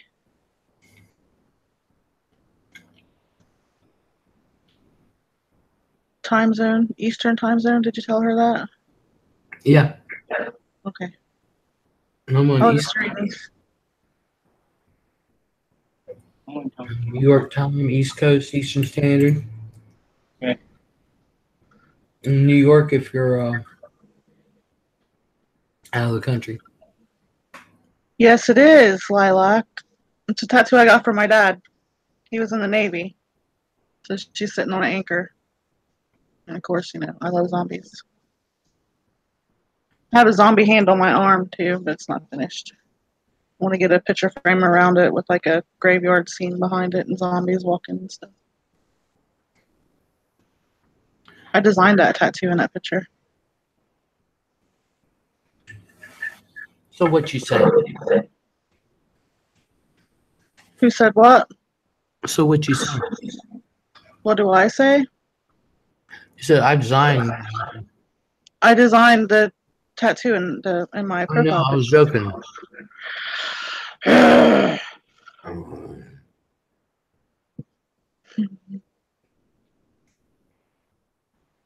So I'm glad you're here. By the way, I could have used you last night. Oh yeah? I Mm-hmm. might have fell asleep last night. I'm sorry. No, it's all right. Look, I have fallen asleep on my own live streams. I know. That dates back from the time I started. Oh, I was just talking about, the other night. Yeah, well, yeah, that too. That's the first time I've seen it. I'm still a noob. Jenny Henson, hello. So what do you need my help with? Where exactly? It's in Pike County. Did those murders? Yep. The road murders, yeah. On Union Hill Road. What do they call them? They call them the Rodin murders, Yeah. or maybe the Union Hill Road murders. I don't know. There's all kinds of different. The Rodin murders, yeah. If he goes on Pike County Sheriff's Department, there's a picture of him on their cover photo. Cover photo. On Pike County Sheriff's Department Facebook page. Mm-hmm. My husband said if you go on the Pike County Sheriff's Department Facebook page, they have a picture of all 8 of them that was murdered because they still have like a reward and stuff out. So was it one family or 2 families? It was one family, but I think the girl that was the mother of the baby was dating one of the boys. So I guess 2 families. The McGillies, her last name was McGilly, and then the rest of them was Rodins. Oh, okay. But she was like staying all night with her boyfriend, which was one of the Rodins. Mm-hmm. Yeah, it was horrible. I guess they found the baby was only 3 days old, and they found the baby laying between the mom and dad on the bed, like covered in blood. And then when the cousin knocked on the door, the 3-year-old little boy answered the door, and he said that he told him everybody died. Jeez. Yeah. But I guess where he's so young, he really don't know how to tell the story. He can only say a few words. Yeah. So, Oh, he's 3. yeah. You need to mute something in the background.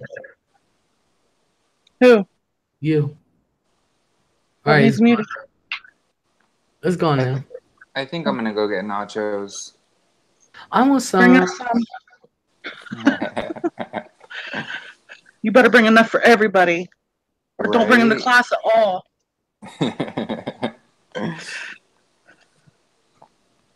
I want nachos. Are you ordering them for delivery or what? No, I'm gonna go pick them up. I can take you guys with me if you want. I want to live in a place where they fucking deliver. I don't think they do. Well, like that Uber delivery stuff? Yeah, but like with mine, it's not like good enough. Like they don't even deliver like In and Out, or like they don't deliver Jamba Juice or like anything that like tickles my fancy. It's only like crazy ass places I've never eaten at that like doesn't get me off at all. We don't have In-N-Out. Oh, I'm sorry, honey. We have a Five Guys. Yeah, we have Five Guys. There won't be like it Cynthia. was in Washington, D.C. Washington. Yeah. Cynthia pops up. Oh yeah, let's go get food. I always think Cynthia leaves and then she just pops out of nowhere. Your hair looks good tonight, Art, says Lorraine. Thank you, Lorraine. I hope you're doing And good, sweetheart. the other day, Art, when I told you look like Rylan Mm-hmm. Adams, that's Uh-huh. Shane Dawson's boyfriend.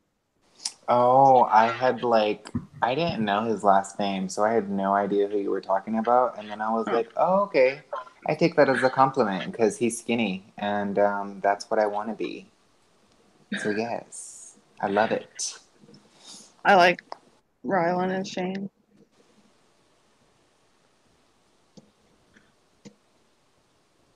Who's Shane Dawson?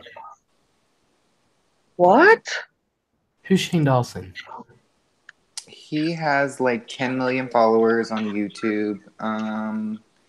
He He's changed a lot he since when I has started watching him. yes, he He used to do has. like funny eating videos and like try these out videos, and now he's more about like helping people with their YouTube career. Like he did Bunny, Graveyard Girl, and now he has like a 5-part series about Jeffree Star. I like Shane. I mean, I would hit it. Just saying. He's Yeah. bi. Shane's bi, but right now he's dating Rylan, and hopefully they get married and adopt kids and all that stuff. Okay, so now we all know Les is trolling us. What do you mean? About Shane Dawson, you not knowing who he is. Didn't know who he was. Well, there you go, Scottish. There you go. Now we know who Shane Dawson is. Alrighty. Shane always acts like if he sees a trash can, he's like me. And he has merch with a big pig on it, and it says, "Oh my god, I want one of those shirts so bad." Big pig shirt. He used to be really funny. Now he's like kind of gotten a little bit serious. He's still funny, but Yeah, he's definitely welcome back. He's going different ways in his life, his channel and everything. So I'm happy. I'm happy for he's him. wrote a couple books and didn't he make a movie? He was in a Taco Bell commercial. I know did not. Shane. I'll shut up. I did not know that. Well, now you do, Les. And he took his mom because his mom's like a big Kathy Griffin fan. He actually set it up to where he could take his mom to go meet Kathy Griffin, and she didn't even know it until Kathy Griffin answered the door, and it was pretty awesome. He likes to make his mom cry. I love Kathy Griffin. I really do. So, how did you feel about her Trump scandal? What did you think about that? I personally, yeah, of course. I wouldn't want you to lie. Mountain out of molehill, if you ask me. Yeah. Because didn't they have pictures of somebody holding like Obama's head like that? Yeah, they did, but it wasn't as high of a celebrity or whatever as Kathy Griffin. So yeah, they wanted to make an example out of her, but not with Obama. Yeah. Yeah, I think the thing with Kathy was blown way out of proportion. Oh, good God, she's, it was no secret she never did like Trump. I mean, her or Cher never did like Trump. I didn't know Cher didn't like him. Oh, yeah, Cher don't like him. Oh, wow. Oh, yeah, she said a few choice words about him.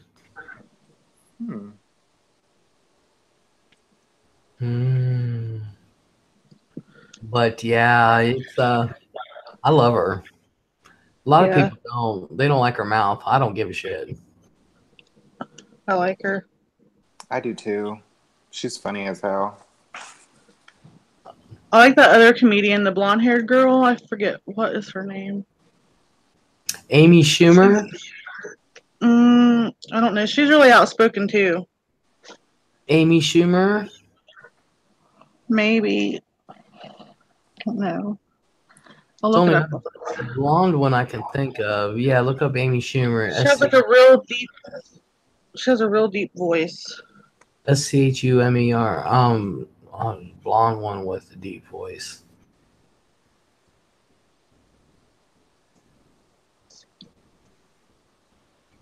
I used to know her name right, like that. Amy's Venture. Hello. No, not her. She's a little older than her. Crap, what was her name? Who? Hello, Kathy. She's a stand-up comedian.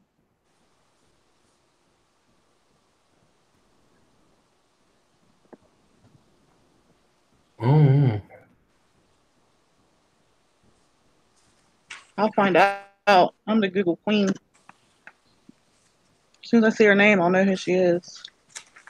Oh, Kathy took back her apology. It's not Joan Rivers. No. I miss Joan Handler? Rivers. What does she look like? Is it Chelsea Handler? No. Does she have? Yeah, Chelsea does stand up. Does she have big boobs or no? I don't really look at boobs art. Hey. That's why I said it, Liz. I mean, once you see one set of boobs, aren't they all the same? No. Some has bigger nipples. Oh gosh. Thank That's you. right. That's right. Thanks, babe. Lubinsky? No, something like that. I have no I idea. feel like an idiot.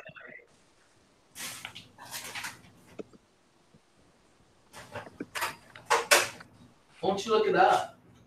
I am. I'm typing in all kinds of different keywords here. Oh, What the hell is her name? I don't know. But I'm curious now. Yeah, keep acting up. I'm getting off. Bye. Oh, Intense. You have a good night, honey. Bye, Intense. I'm gonna miss you. Jenny McCarthy? Nope. It's not Margaret Cho. It's a blonde lady. Although I love Margaret Cho. Is that her name? Because I almost called her Amy Wong. Margaret Cho. Yes, I love her. Mm-hmm. She's like always talking about dating black guys. Like she's in love with black guys. Lisa Lampanelli. Lisa Lampanelli. Oh, yes. Yeah. I don't like her. I think she's funny. Even though I couldn't remember her name. I'm an idiot. Ryan says, I love Melissa McCarthy. Yeah, she's coming out with a new Mm-hmm. movie. I want to see it. Oh. The Happy Time Murders. Yeah. I seen a little commercial of it today. That's the first time I seen of it. I was like, oh, it's like August 25th. I think it comes out. 24th maybe. Mm-hmm. I'll look it up. Sweet now. Oh.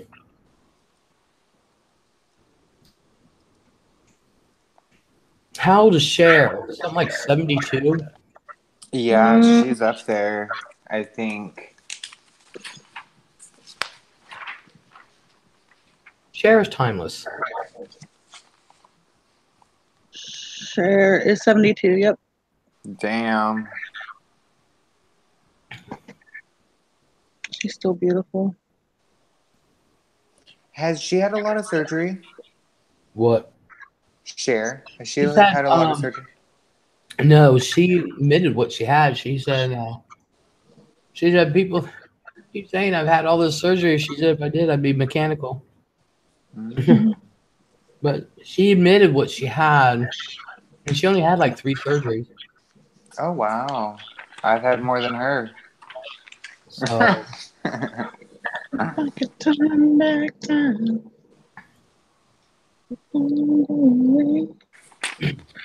but Take Cher, back all the. Oh, shut up. but Cher didn't lead the life people thought she did. Cher wasn't into drugs and shit like that. No. Good one, Amy Venture. Tell me what you think about that, Les. That's actually something I wanted to bring up too, but I didn't want to offend anybody. But I always manage to offend somebody, so I really don't care. What? Amy Venture's comment. Les, what do you think about the conspiracy about JFK Jr. being alive? Well, I heard about that. Tell me what you think Oh, about Shane that. does. Shane does conspiracy theories too. I was just wanting to let you know that. Yes. Oh, yes, he does. He does, Les. You may like them, but I don't know. You would have to prove to me he's still alive. What? Not I'm just sorry? stuff like that. You would have to prove to me he's still alive. Okay, so do you want like a naked pic or do you want a blood sample? What can I Hair do to prove follicles. that he may be alive? Him showing up alive. I'm showing up alive. Okay. So do you think that maybe he's just waiting for like a really big movement to happen for him to finally reveal himself? Because if I'm correct, they never found his body. They only found pieces of his plane, a medicine bottle, some of his wife's luggage, but they found no body, if I am correct. Yeah, there's a lot of people at the bottom of the ocean. Yes, but where it was at, it wasn't as deep, and that they even sent the little guys. I don't know what they are. Thank you very much, but The shark bait. Hoo ha ha. yes, thank you. So I don't know. That's very interesting. That's caught my eye and made me think about it too. But I don't know. I don't think he's alive. I What really- about Elvis? You think he's alive? What? Do you think Elvis is still alive somewhere? No. No. Or Michael Jackson? No.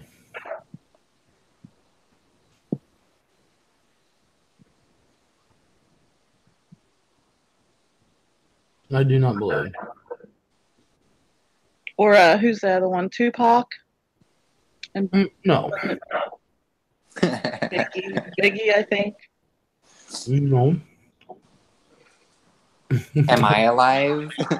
Yep. I don't know. Pinch yourself. Right? I'm alive sometimes. Amen.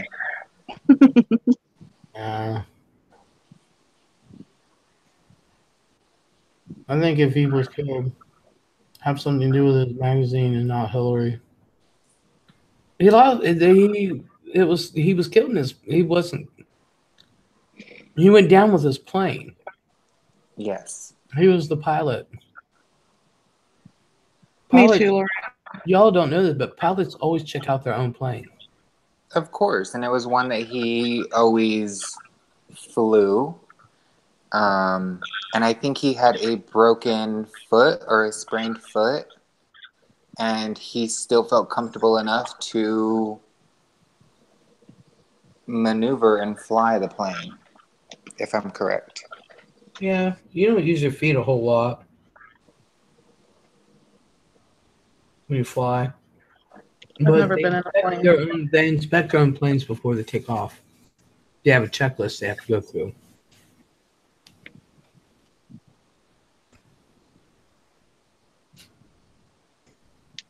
I think so too, Cynthia. I would love to know the real story about Marilyn Monroe. Cindy said the Kennedys killed her in the story, sadly. Yeah, I agree. It was bad weather and they were arguing. Welcome back, Wendy. Why were all of the Kennedys so handsome? And even like They all look alike. Even the women were like extremely beautiful. Like, Curse. Man, curse.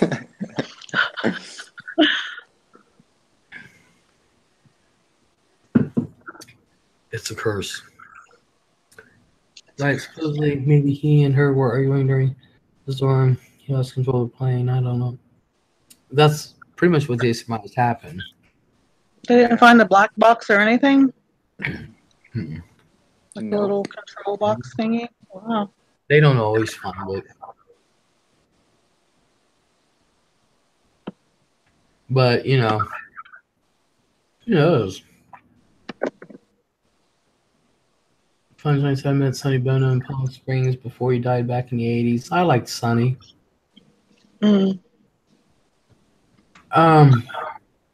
They say when, you know, at Sonny Bono's funeral, when Cher gave the eulogy, people were so pissed because of Sonny's wife. But if Sonny's wife didn't want her to give the eulogy, it would not have been given. Didn't they still get along? Sonny and Cher? They still got along, right? Kinda, maybe. Kinda. Yeah. They do fun sign. I've noticed that.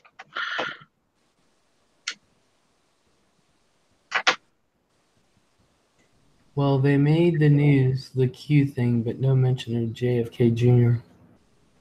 Yeah, I still don't get that whole Q thing.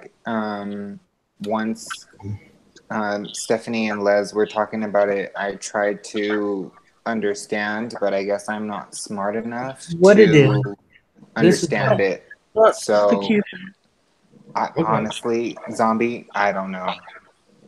QAnon. I tried to tell Steph this, but she's gonna do her thing, and I'm more power to her. Although she hasn't asked me to be on conspiracy. Wanted to do a weekly thing, but all right. Where Cher was acting during the eulogy. All right, what it is, it's an organization that supposedly brings out the real truth about government and the conspiracies and what's really going on underneath everything. And so they put their spin on things. Like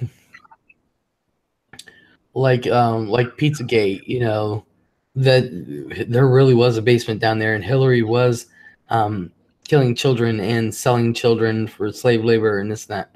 There was no basement. There was nothing there.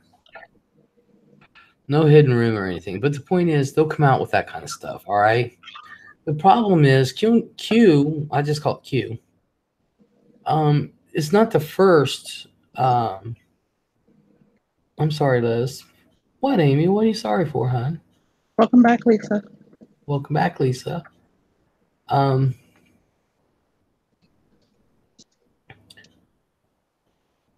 anyway,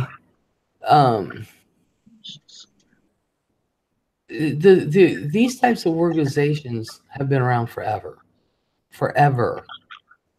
You know, just now this time around, I guess they're called Q. But there have always been organizations who have always tried to get the word out. Oh, no, Amy, that's all right. Conspiracy, geez, there's so many out there. We can actually cover them every frickin' night. And I hear Art talking to somebody. I look at him, he's talking to somebody in the back, shaking his head, going, oh, yeah, where are my nachos? I'm not going to go get my nachos. You know what? Tomorrow, before I go live, I'm going to talk about I'm getting nachos. I'd be like, Art mailed them to me overnight express. He had the Amazon drone drop him off. I actually have a couple of drones, but they're so. I have this drone that's this big. Okay, this thing is so fucking powerful. We couldn't even use it in the garage. You have to Wow. take it outside, and it's not for outside, but you have to take it outside. It got stuck on the roof one night, and Cameron had to go up and get it. But the That thing sounds fun. is fucking powerful. Oh my god! I mean, it was tearing up my living room.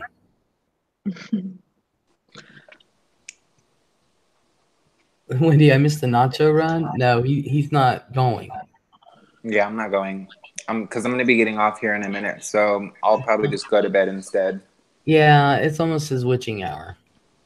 Cinderella hour. You have a No witching filter hour. tonight.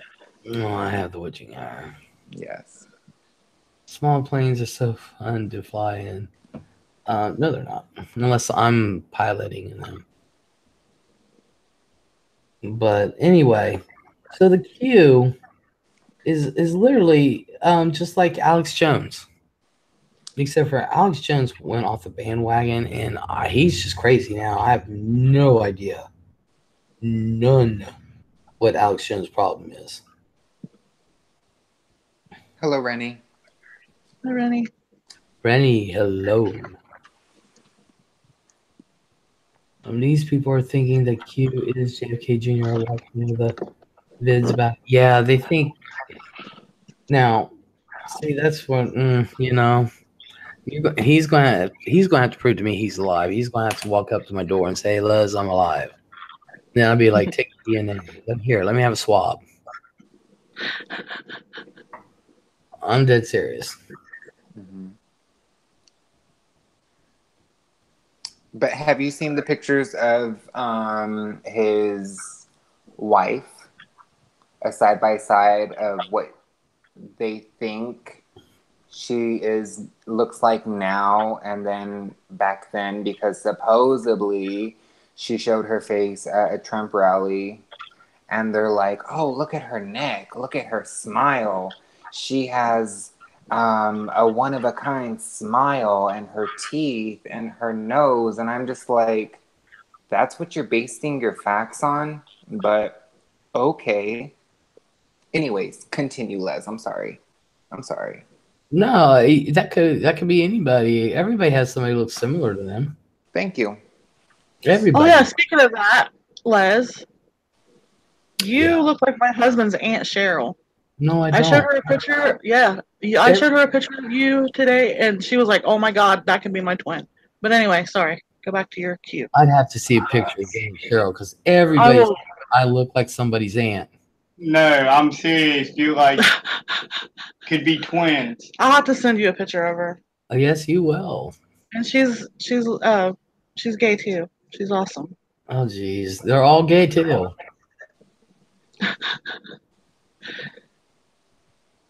She's awesome. Let me see if I can find a picture. I'll send it to you. Oh. Lilac Llama, welcome back, darling. Randy says, "Les, if I send you some Vegemite from Australia, will you try it?" No. Yes, she will. Thank you. No. Yes, she will. I heard bad things about that. I don't know what it is, but it would be awesome to do on a live I know stream. it's really sticky. I heard it was really salty. Yeah. It was like eating a spoonful of salt. Shauna Mills, hello. Hello. Nah, Liz looks like a grandma, not an aunt. Fuck you, Damn. dude. Land Down Under, where men thunder. She don't have no freaking pictures. I will try it. I really will. Thank you, Les. Okay, I'm doing it, Liz. You'll love it. Even though I just said no. My yes didn't even come yet. She's doing it anyway. Well, I'm really shy, and you like me, Les. Yes, I do, Shauna. We love you, Shauna. Big Mama, hello. Hey Liz, you look like my Aunt Donna, and she is also Les. But seriously, oh my God. What shirt was other? SHE. What was her other? I really want those nachos. Mm-hmm. Liz, she said Vegemite.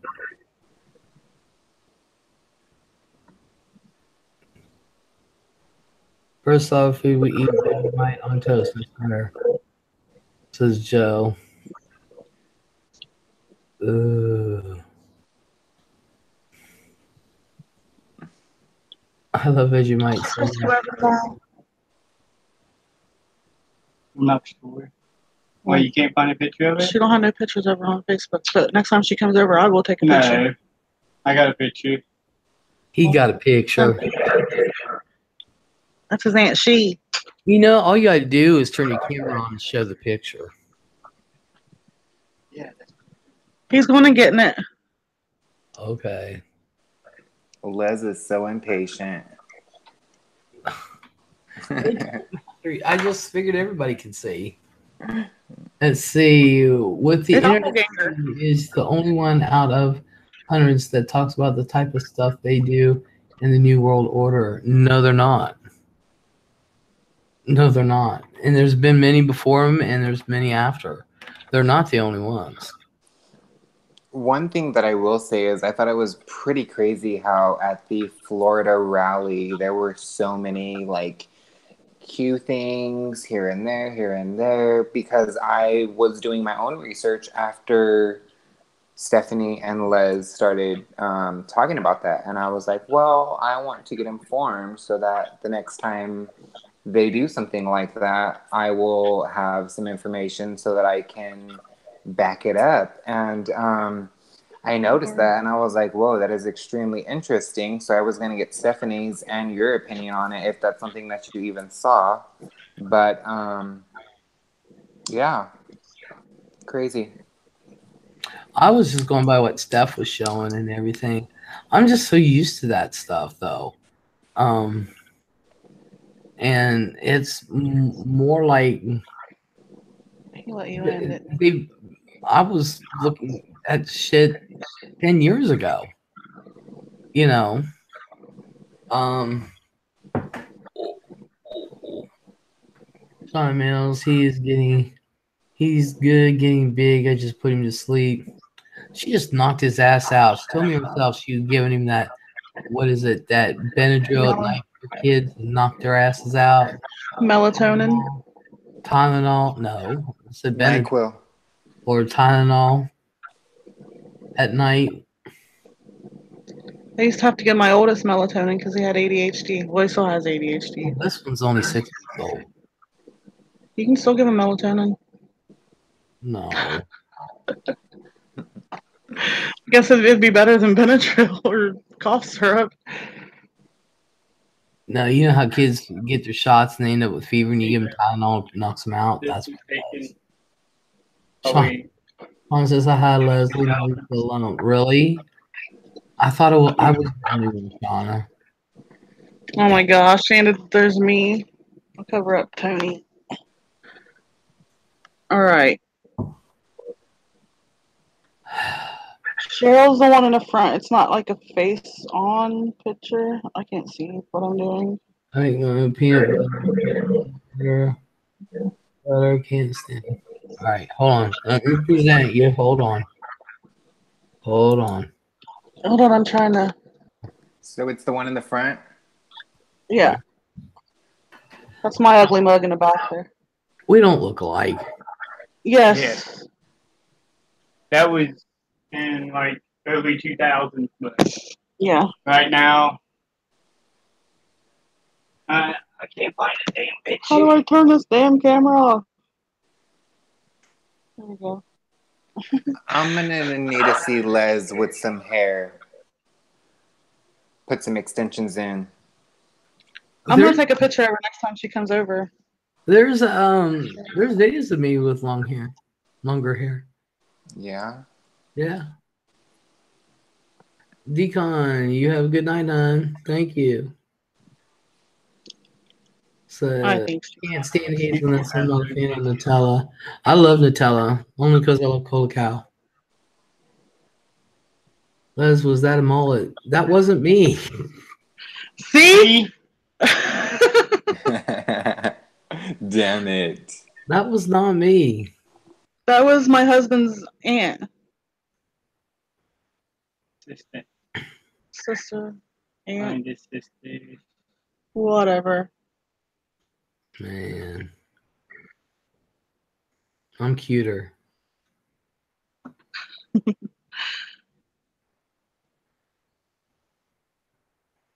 Dang, Sean. See? See? She dumped me for Lisa. What the fuck? I'm losing my mojo. Everybody's dumping my ass. That's all right. That's all right. I'm gonna go in my little hole. I'm gonna say, forget you. I'm just gonna go in my little hole, pop up every once in a while, say hi, and leave. She took her other Facebook page down too. I don't blame her. Les, there is a resemblance. Yeah, because all us big people look alike. No. No. She even seen it like, oh my God, we could be twins. Yep, doppelganger, or however you say that word. Mm. Yeah, I do have Rosie, but she isn't around much anymore. Oh my God, Les, I would never dump you. We are married. Well, apparently you are. I see how chummy you are with Lisa, and I don't share. I don't share very well. Okay, I gotta go potty. Y'all do your thing. What are we gonna do?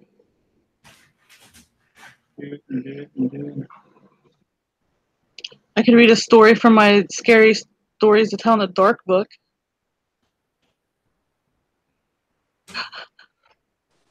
I'm munching on some candy right now, but I'll be here. Actually, yeah. Read a story. Where's my book? Lisa, I need you for a mod right now, please. Like ASAP. Thank you. Poof, be gone.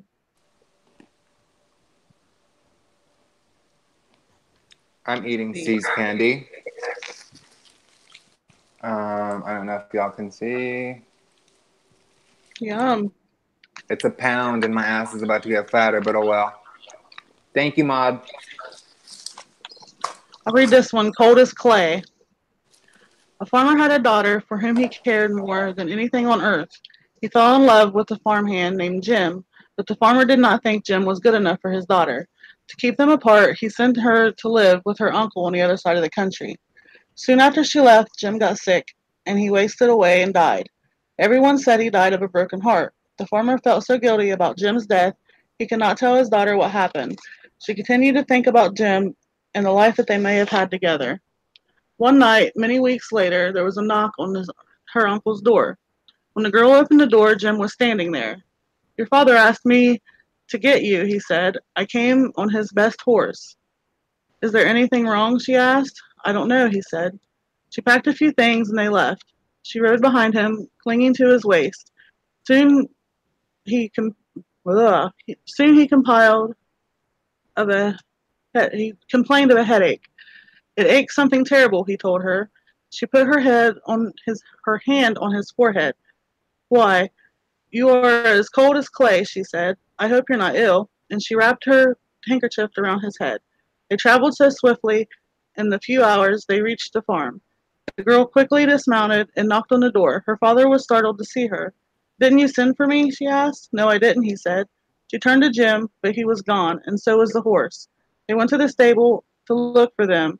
The horse was there. It was covered with sweat and trembling with fear, but there was no sign of Jim. Terrified, her father told her the truth about Jim's death, and quickly he went to see Jim's parents. They decided to open his grave, and the corpse was in its coffin, but around his head they found a girl's handkerchief. Bum, bum, bum. What was that called again? Cold as clay. Cold as clay. It's one of the stories and the scary stories to tell at the dark. to tell Oh, in the nice. dark. I want to get one of the what's it called? The Grimm stories or whatever. Yeah, the Grimm's fairy tales. Yes, that one. Yeah, those are a lot better than the kids' fairy tales. Oh, hell yeah. I can read another one called The Big Toe. If nobody's bored of them yet. No, do your thing. Okay. A boy was digging at the edge of the garden when he saw a big toe. He tried to pick it up, but it was stuck on something. So he gave it a good hard jerk, and it came off in his hand. And then he heard something groan and scamper away. The boy took the toe to the kitchen and showed it to his mother. It looks nice and plump, she said. I'll put it in the soup and we'll have it for supper. That night, his father carved the toe into 3 pieces. They each had a piece.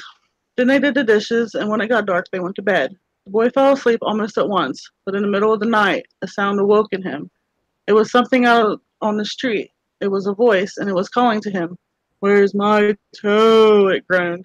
When the boy heard that, he got very scared, but he thought, it doesn't know where I am. It never will find me. And then he heard the voice once more, only now it was closer. Where's my toe? It groaned. The boy pulled up the blankets over his head and closed his eyes. I'll go to sleep, he thought. When I wake up, it'll be gone. But as soon he heard the back door open, and again he heard the voice. Where's my toe? It groaned. Then the boy heard the footsteps move through the kitchen, into the dining room, into the living room, and into the front hall. Then slowly he climbed the stairs. Closer and closer they came. Soon they were in the upstairs hall. Now they were outside his door. Where's my toe? The voice groaned. The door opened, shaking with fear. He listened as the footsteps slowly moved through the dark towards his bed, and then they stopped. Where's my toe? The voice screamed. You got it! That's what it's supposed to yell, to scare. And then it says the big toe has another ending. When the boy hears the voice calling for his toe, he finds a strange looking creature up inside the chimney. The boy's so frightened he can't move, and he just stands there and stares at it. Finally he asks, whoa, what such big eyes for? The creature answered, to look through and through. Well, why do you have big claws for? To scratch your grave. Well, what do you have a big mouth for? To swallow you whole. What do you have sharp teeth for? To chomp your bones. And jump. I love it. There's all kinds of different ones. I was reading this to the boys the other day, and I read that one to them, and I scared the crap out of them. It was so funny. The lights was on and everything. They're 17 and 19. I'm not gonna lie, I got a little shook when what is it, your old man said got him or something? Yeah. Yeah. I jumped a little bit. I wasn't expecting that. Thanks, Lorraine. I'm just reading now this book. I've had this book since I was in high school. That was many, many, many moons ago.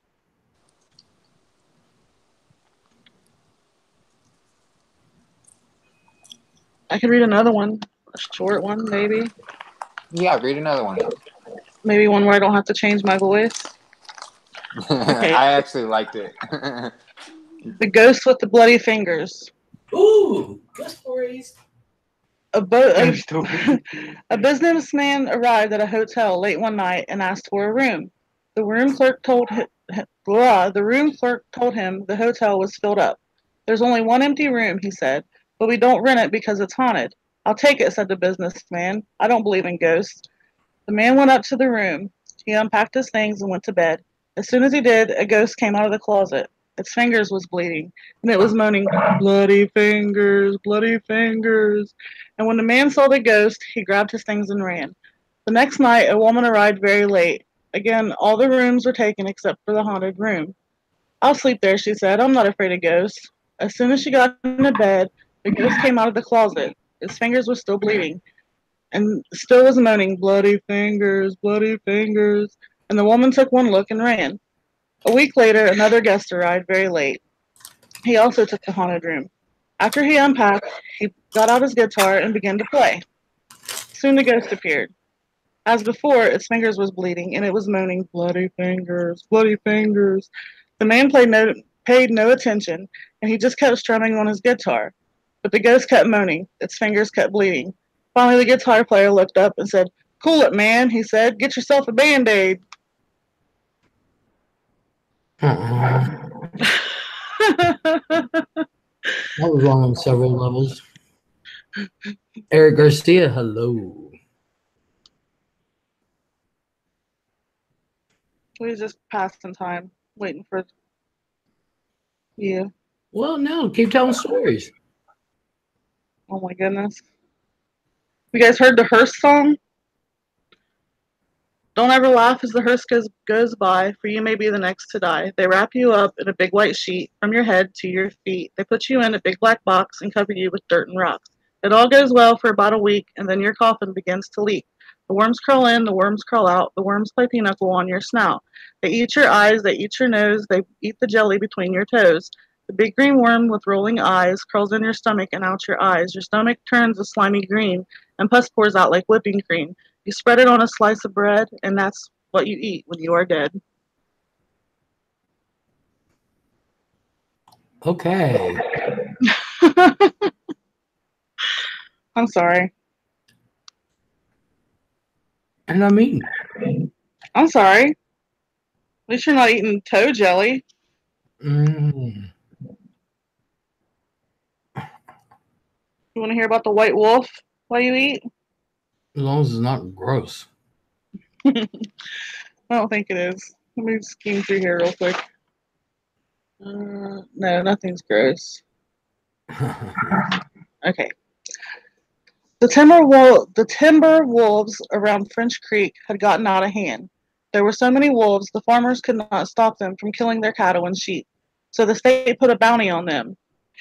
It would pay a hunter $10 for every wolf pelt he turned in. The butcher in town, named Bill Williams, thought that it was pretty good money. He stopped working as a butcher and started killing wolves. He was good at it. Every year he killed 500 of them. That came to more than $500,000. $5,000. Yeah, 5,000. It was quite a bit of money in those days. After 4 or 5 years, Bill had killed so many wolves that there were hardly any left in that area. So he retired, and he vowed to never harm another wolf because wolves had made him rich. Then one day, a farmer reported that a white wolf had killed 2 of his sheep. He had shot it and hit it, but the bullets didn't have any effect. Soon that wolf was seen all over the countryside, killing and running, but nobody could stop it. One night it came to Bill's yard and killed his pet cow. Bill forgot about his decision to never harm another wolf. He went into town and next morning bought a young lamb for bait. He took it out to the hills and tied it to a tree. Then he backed off about 50 yards and sat down under the tree. With his gun in his lap, he waited. When Bill didn't come back, his friends started looking for him. Finally, they found the lamb. It was still tied to the tree. It was hungry, but it was alive. And then they found Bill. He was sitting against the other tree, but he was dead. His throat had been torn open. But there was no sign of a struggle. His gun hadn't been fired, and there were no tracks in the soil around him. As for the white wolf, it was never seen again. Ooh.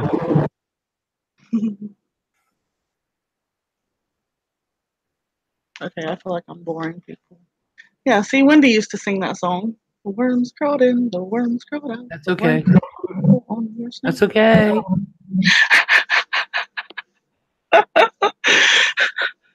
It's all right.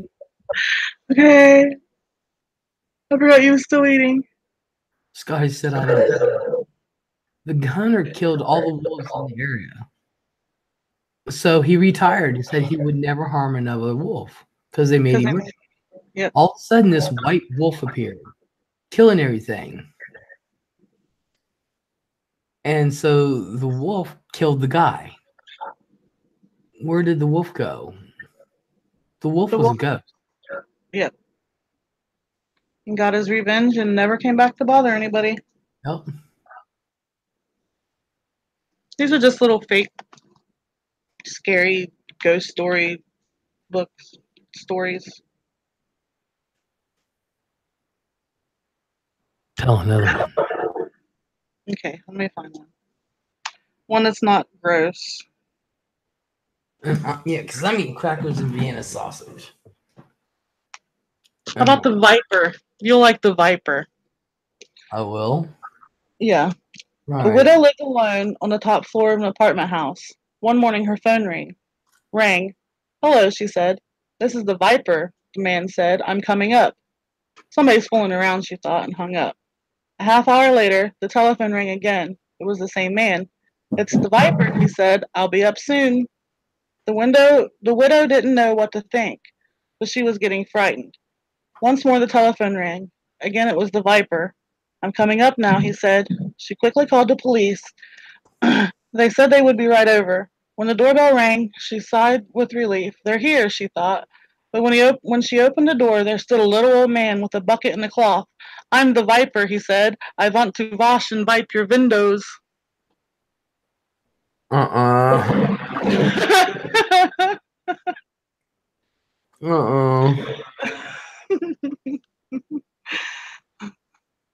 Does anyone know how Wolfie is doing? Well, Dar's supposed to be listening, so. Yeah, I like the wolf one. I like this one. I don't like the gross one with the bugs and shit. Because I hate bugs. So the old man was a creepy viper. He was a window viper. He wanted to wipe and wash her windows. Mm-hmm. Let's see.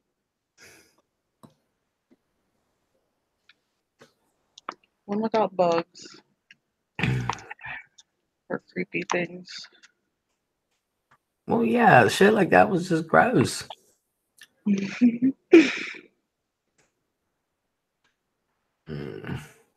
see here. I really should do some work tonight.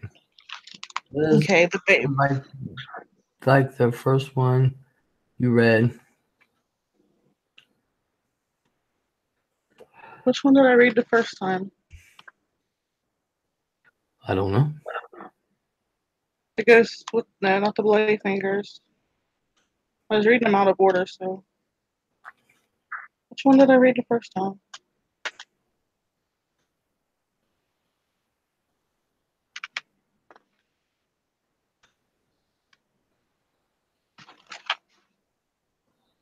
Crap. I forgot what I read. I don't know. Just go forward.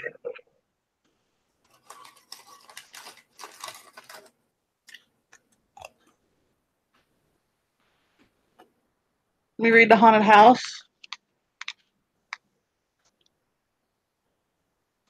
Mm-hmm. One time a preacher went to see if he could put a haunt to rest at a house in his settlement. The house had been haunted for about 10 years. Several people had tried to stay there all night, but they always would get scared out by the haunt. So this preacher took his Bible and went to the house. Went on in, built himself a good fire, and lit a lamp. He sat there reading the Bible. Then just before midnight, he heard something start up in the cellar, walking back and forth, back and forth. Then it sounded like somebody was trying to scream and got choked off. Then there was a lot of thrashing around and struggling, and finally everything got quiet. The old preacher took up his Bible again, but before he could start reading, he heard footsteps coming up the cellar stairs. He sat, watching the door to the cellar, and the footsteps kept coming closer and closer. He saw the doorknob turn, and when the door began to open, he jumped up and hollered, "What do you want?" The door shut back easy like, and there wasn't a sound.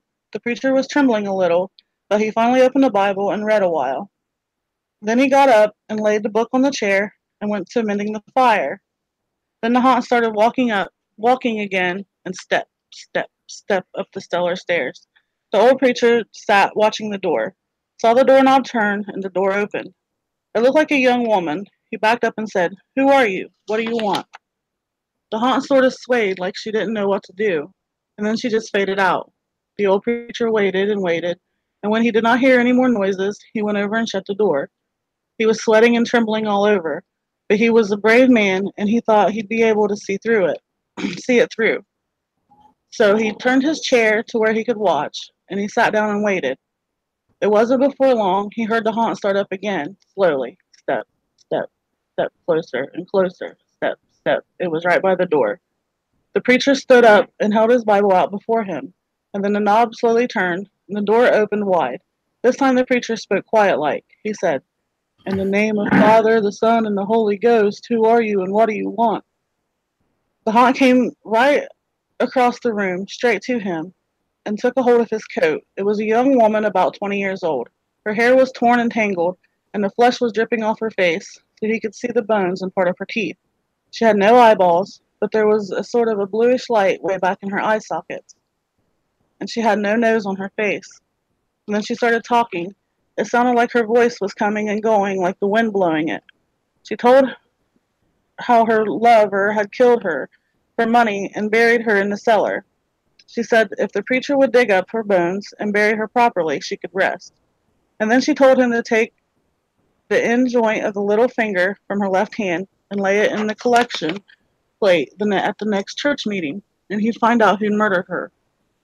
And she said, "If you come back here once more, after that, you'll hear my voice at midnight, and I'll tell you where my money is hid, and you can give it to the church." The haunt sobbed like she was tired, and she sunk down towards the floor and was gone. The preacher found her bones and buried them in the graveyard. The next Sunday, the preacher put the finger bone in the collection plate, and when a certain man happened to touch it, it stuck to his hand. The man jumped and rubbed and scraped and tore at the bone, trying to get it off, and then he went to screaming like he was going crazy. Well, he confessed to the murder, and then they took him to jail. After the man was hung, the preacher went back to the house one midnight, and the haunt's voice told him to dig under the hearth rock. He did, and he found a big sack. Whoa! You're fading out. Hold on a second. You're fading out. Hold on a second. You faded out.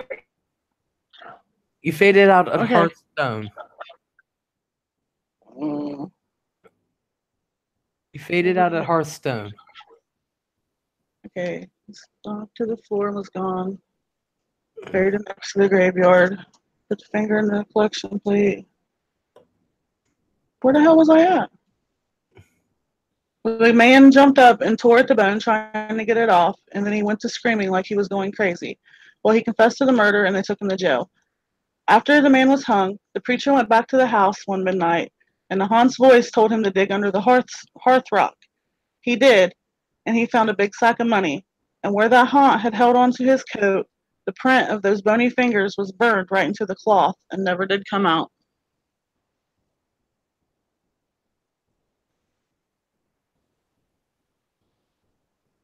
Bum, bum, bum. Well, I'm trying to remember what the first one was. The first one, Cold as Clay. yeah. You want to hear Cold as Clay again?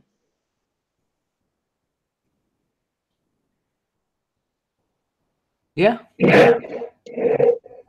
I didn't hear it. A farmer had a daughter for whom he cared for more than anything on earth.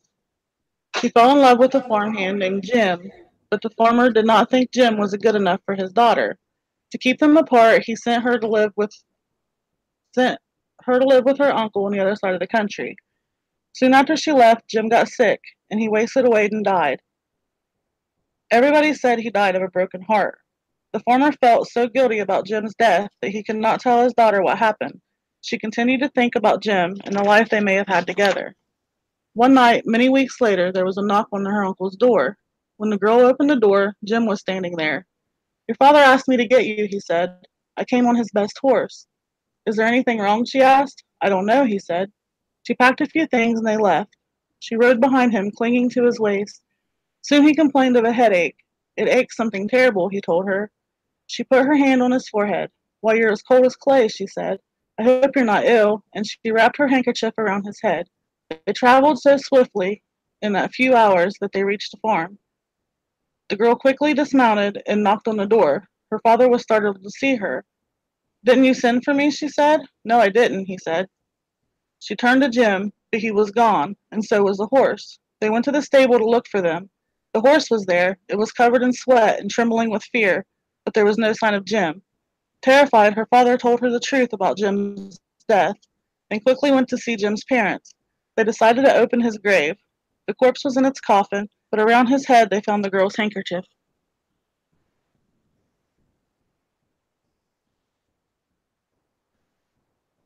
Well, dun dun dun. I like stories like that. There's all kinds of things in here. Like the priest one.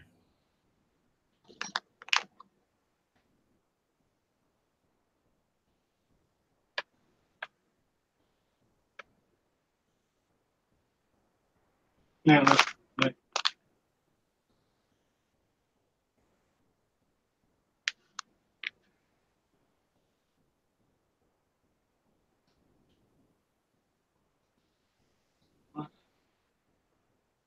You want me to read another one? Yeah. Okay. I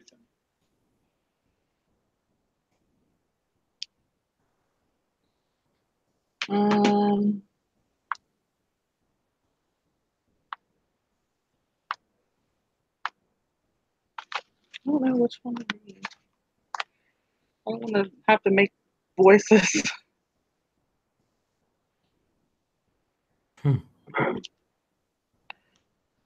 Okay, this one's called Wait Till Martin Comes. An old man was out for a walk. When a storm came up, he looked for a place to take shelter. Soon he came to an old house. He ran up on the porch and knocked on the door, but nobody answered. By now the rain was pouring down, thunder was booming, and lightning was flashing. So he tied the door. When he found it was unlocked, he went in. He tried the door, and when he found it was unlocked, he went inside. Except for a pile of wooden boxes, the house was empty. He broke up some of the boxes and made a fire with them. And then he sat down in front of the fire and dried himself. It was warm and cozy, and he fell asleep. When he woke up, a black cat was sitting near the fire. It stared at him for a while, and then it purred. That's a nice cat, he thought, and dozed off again. When he opened his eyes, there was a second cat in the room. But this one was as big as a wolf. It looked at him very closely, and it asked, "Shall we do it now?" "No," said the other cat. "Let's wait till Martin comes." "I must be dreaming," thought the old man, and he closed his eyes again. Then he took another look, but down there was a third cat in the room. And this one was as big as a tiger. And it looked the man over, and it asked, "Shall we do it now?" "No," said the others. "Let's wait till Martin comes." The old man jumped up and jumped out the window and started running. "When Martin comes, you tell him I couldn't wait." Ha ha ha.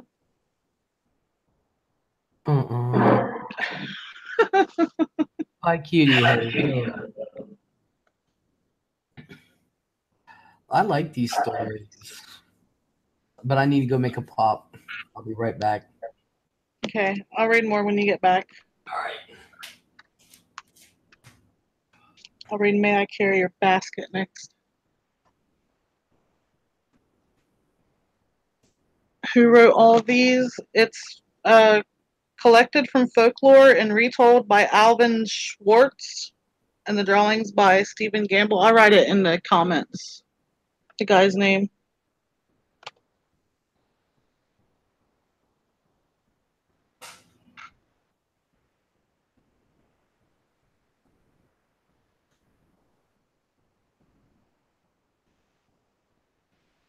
There you go.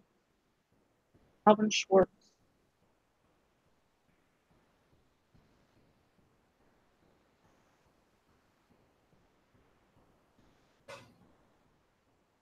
I like the drawings in them. I like black and white, crazy drawings. Of course, I like creepy things. Creepy, shiny things. They don't even have to be shiny. I just added the shiny in there just for Poops and Smiles. Just for Poops and Smiles. Shiny from Togu.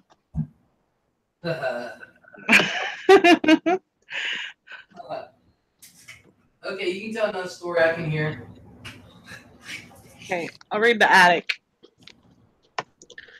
A man named Rupert lived with his dog in a house deep in the woods. Rupert was a hunter and a trapper. The dog was a big German shepherd named Sam. Rupert had raised Sam from a pup. Almost every morning Rupert went hunting, and Sam stayed behind and guarded the house. One morning, as Rupert was checking his traps, he got the feeling that something was wrong at home. He hurried back as fast as he could. But when he got there, he found that Sam was missing. He searched the house and the woods nearby, but Sam was nowhere to be seen. He called and he called, but the dog did not answer. For days Rupert looked for Sam, but he could find no trace of him. Finally he gave up and went back to his work. But one morning he heard something moving in the attic. He picked up his gun, and then he thought, I'd better be quiet about this. So he took off his boots, and he was in his bare feet, and he began to climb the attic stairs. He slowly took one step, then another, until at last he reached the attic door. He stood outside listening, but he could not hear a thing. And then he opened the door, and ah! There you go. You'd scream too if you stepped on a nail on your bare feet. Uh-uh. I'm supposed to wait till somebody asks why he screamed, but I'm too impatient. What? How about this one? I just immediately fucking dog detectives. Here's one. May I carry your basket? Sam Lewis spent the evening playing chess at his friend's house. It was about midnight when they finished their game, and he started home. Outside it was icy cold and as quiet as a grave. As he came around a turn in the road, he was surprised to see a woman walking ahead of him. She was carrying a basket covered in a white cloth. When he caught up to her, he looked to see who it was, but she was so bundled up against the cold it was hard to see her face. Good evening, Sam said. What brings you out so late? She didn't answer. And then he said, May I carry your basket? She handed it to him. From under the cloth, a small voice said, That's very nice of you. And that was followed by wild laughter. Sam was so startled that he dropped the basket, and out rolled a woman's head. He looked at the head, and he stared at the woman. It's her head, he cried. And he started to run, and the woman and her head began to chase him. Soon the head caught up to him. It bounded into the air and sunk its teeth into his left leg. Sam screamed with pain and ran faster, but the woman and her head stayed right behind. Soon the head leaped into the air again and bit his other leg, and then they were gone. And then they were gone. Yep. Yep. Here's a little thing. It says, many of the scary stories in this book have been passed down over the years, but the ones in this chapter have been told only in recent times. They are stories that young people often tell about dangers we face in our lives today.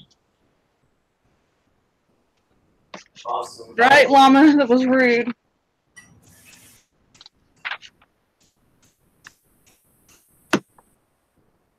Huh?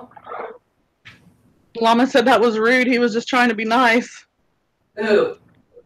Lilac Llama was talking about the guy. What guy? The guy in the story that I just read that was carrying a basket, and then, the head came out and bit his leg and chased him. Yeah. What did they say was rude? They said that the guy was rude. The guy in the story, or the headless lady in the head in the story was rude. Yeah. Okay. Because he was just trying to be nice to carry the basket. I know. This sucks. Want me to read the hook? Yeah, I want you to read it all. Oh, I think I've heard the hook. Go ahead. Donald and Sarah went to the movies, and then they went for a ride in Donald's car. They parked up on a hill at the edge of town. From there they could see the lights up and down the valley. Donald turned on the radio and found some music, but the announcer broke in with a news bulletin. Beep, beep, beep, beep, beep, beep. A murderer had escaped from the state prison. He was armed with a knife, and he was headed south on foot. His left hand was missing. In its place, there was a hook. Let's roll up the windows and lock the doors, said Sarah. That's a good idea, said Donald. That prison isn't too far away, said Sarah. Maybe we should really go home. But it's only 10 o'clock, said Donald. I don't care what time it is, she said. I want to go home. Look, Sarah, said Donald. He's not going to climb all the way up here. Why would he do that? Even if he did, all the doors are locked. How could he get in? Donald, he could take that hook and break through the window and open the door, she said. I'm scared and I want to go home. Donald was annoyed. Girls are always afraid of something, he said.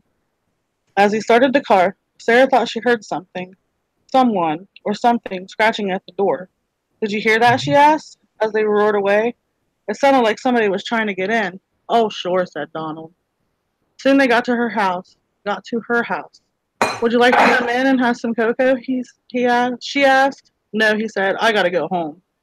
When he went around to the other side of the car to let her out, hanging on the handle was a hook.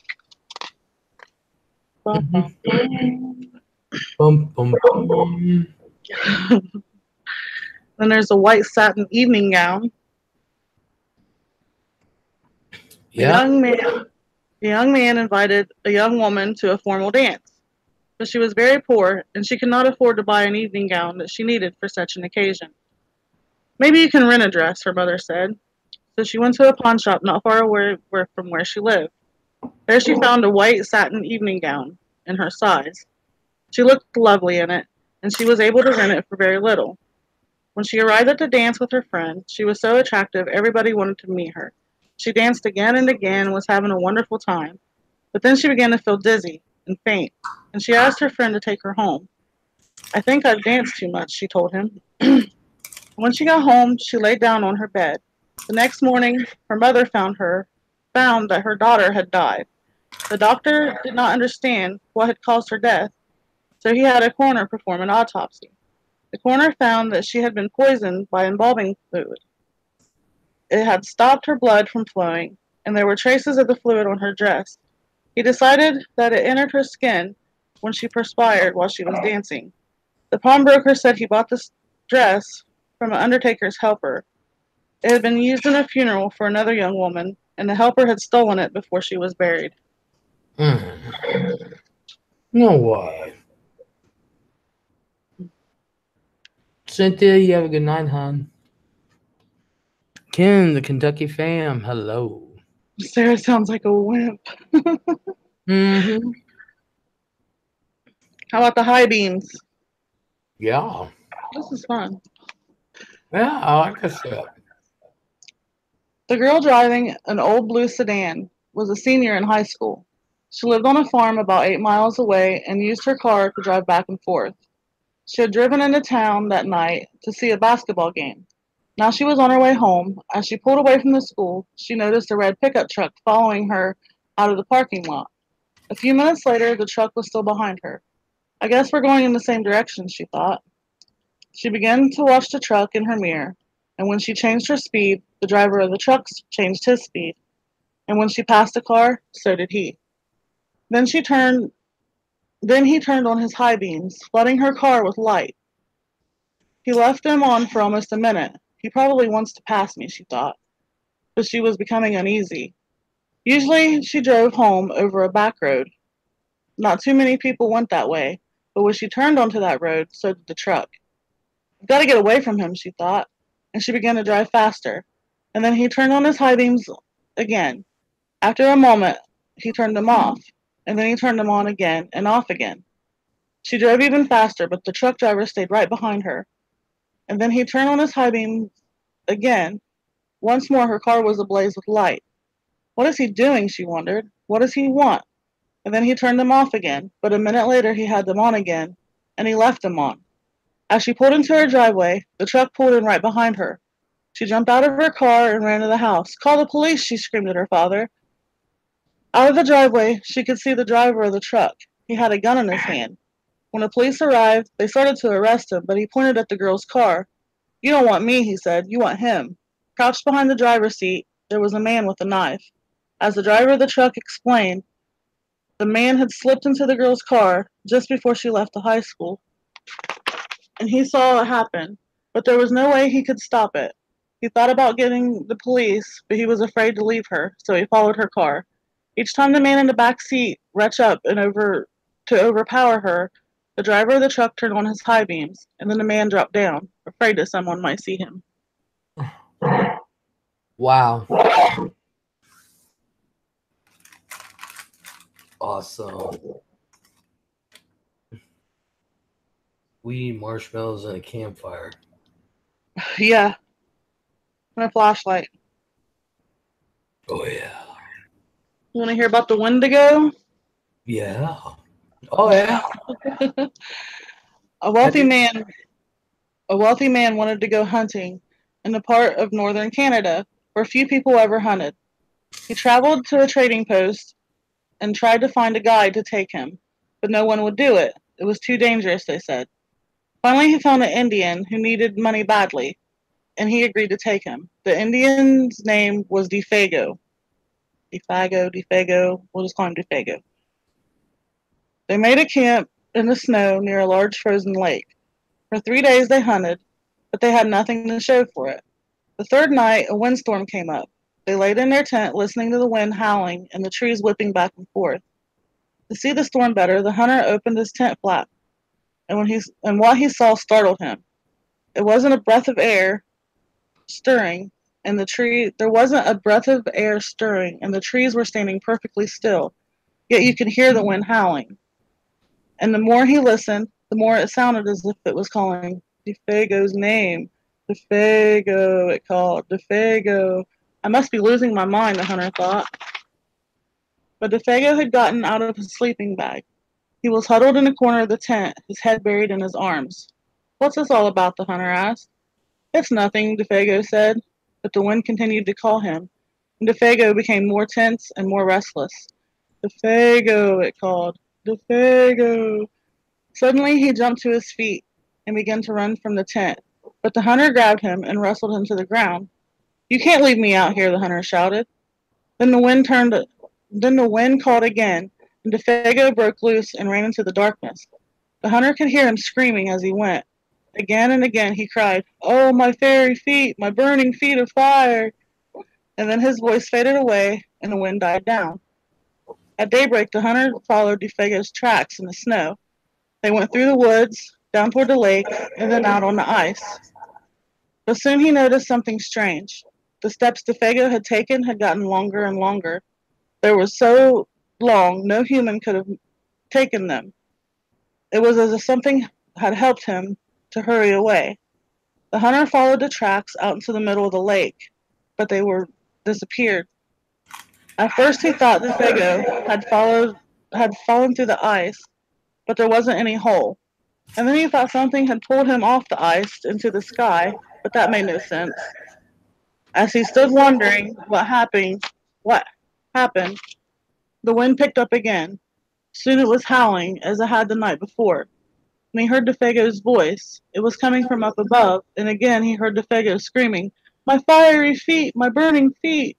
But there was nothing to be seen. Now the hunter wanted to leave that place as fast as he could. He went back to the camp and packed, and he left some food for Defago, and he started walking out. Weeks later, he reached civilization. The following year, he went back to hunt in that area again. He went to the same trading post to look for a guide.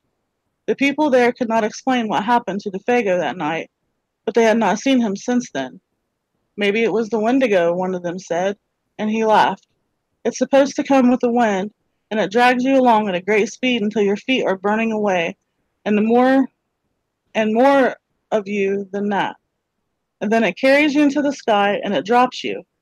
It's just a crazy story, but that's what some of the Indians say. A few days later, the hunter was at the trading post again.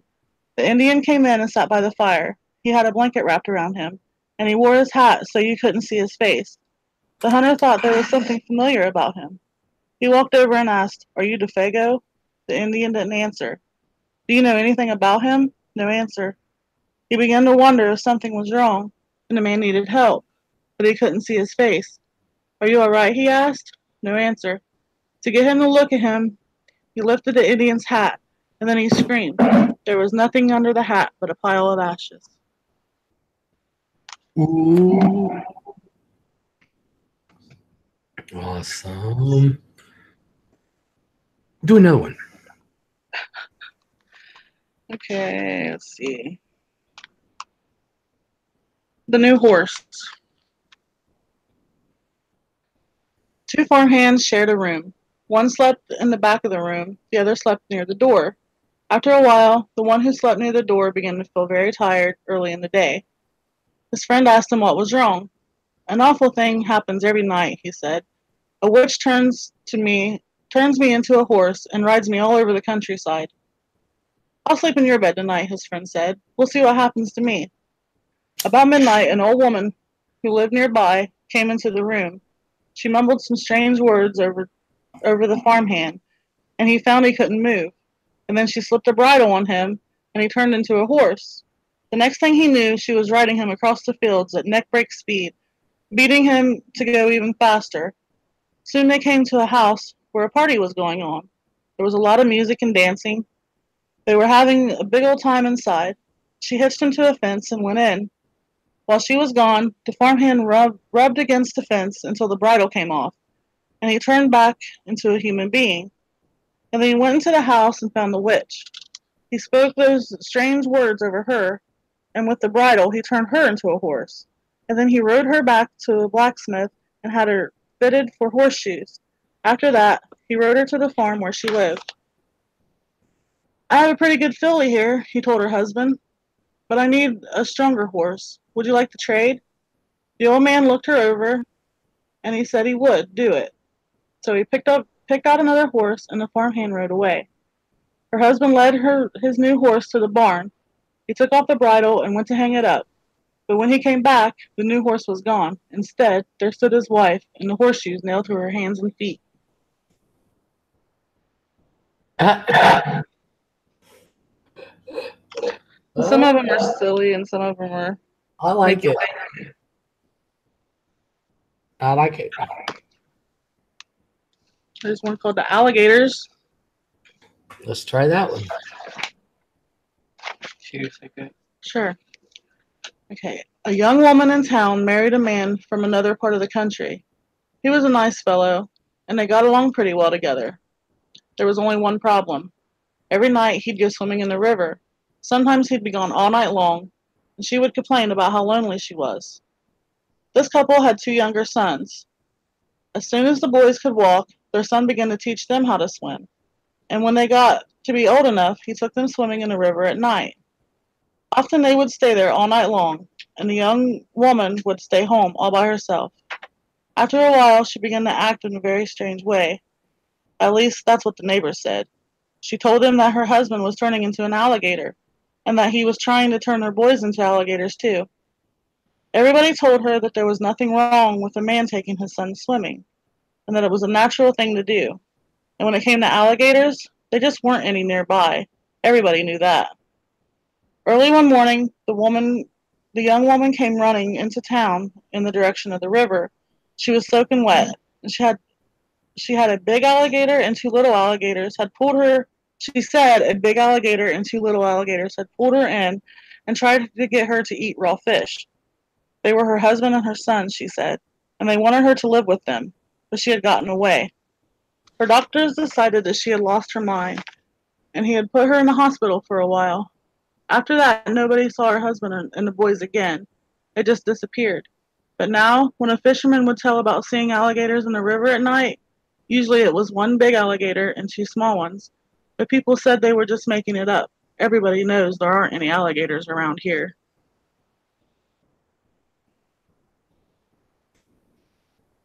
Bum, bum, bum. Okay, Art. I understand that. Oh. Oh. How about the Thing? Sure.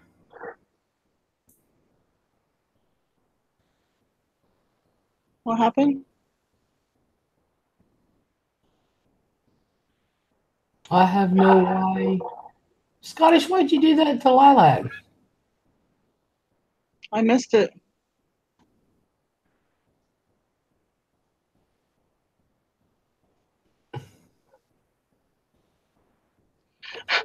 She didn't say anything wrong. She was like, that was a good one. Like, what the hell was she doing at night?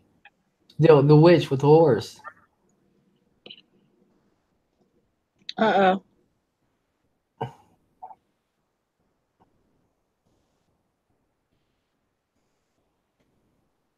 I'm going to have to take Scottish French away from her because she's drunk.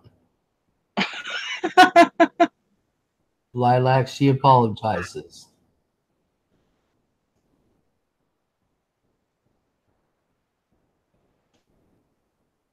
That is so wrong. Poor Lilac. I'm going to have to give her a rinse. That way Scotty Sharon can't do nothing to her. Trust me, if I typed in there, Scotty should sit there and put me in timeout too. It's probably just a slip of the finger. I don't know how that works, but Are you going to tell another one? oh yeah. I didn't know if he was done talking or not. I'm sorry. Oh, I'm sorry. Okay. It's called The Thing. Ted Martin and Sam Miller were good friends. They spent a lot of time together. On this particular night, they were sitting on a fence near the post office talking about one thing and another. There was a field of turnips across the road. Suddenly, they saw something crawl out of the field and stand up. It looked like a man, but in the dark, it was hard to tell for sure. Then it was gone. But as soon as it appeared again, it walked halfway across the road, and then it turned around and went back into the field. And then it came out a third time and started towards them. By now, Ted and Sam were scared, and they started running. But then they finally stopped. They decided that they were being foolish, and they weren't sure what had scared them. So they decided to go back and get a better look. Pretty soon they saw it. It was coming to meet them. It was wearing black pants and a white shirt and black suspenders. Sam said, "I'm going to try to touch it. Then we'll know if it's real." He walked up to it and peered into its face.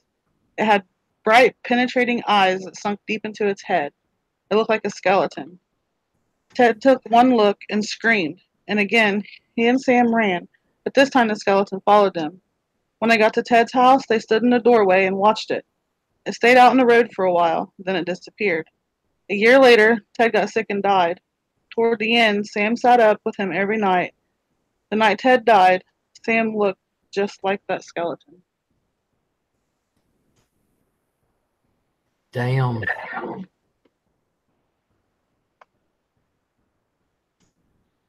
I wish I would have read these in order, so now I forget what I...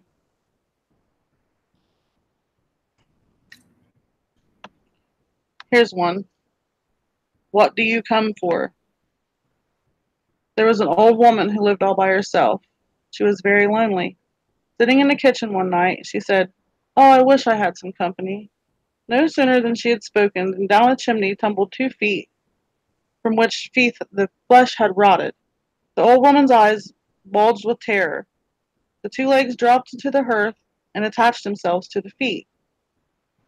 Then the body trembled down, then 2 arms and a man's head. As the old woman watched the parts come together into a great gangling man. Gangling man. Yep. The man danced around and around the room. Faster and faster he went. And then he stopped. He looked into her eyes. "What do you come for?" she asked in a small voice that shriveled and shook. "What do I come for?" he said. "I come for you!" Supposed to stomp my foot at somebody nearby, but I like that one.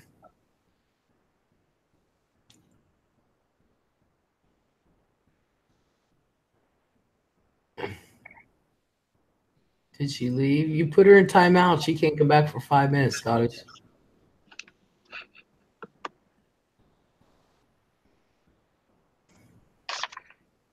these ones are like the jump scare ones. Mm.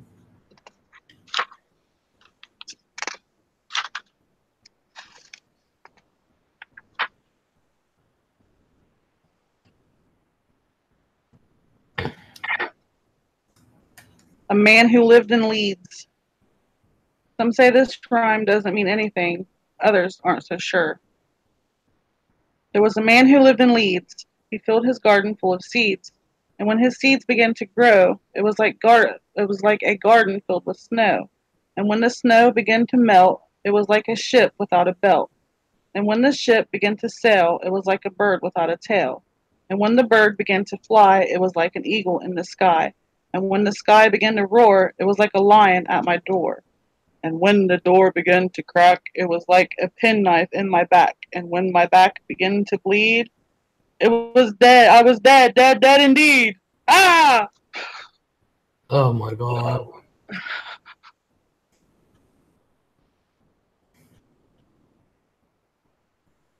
feel like I'm boring everybody. No, now you know how I feel when I'm up here talking and nobody says anything. You're lucky I haven't started watching other videos. So that's a good sign.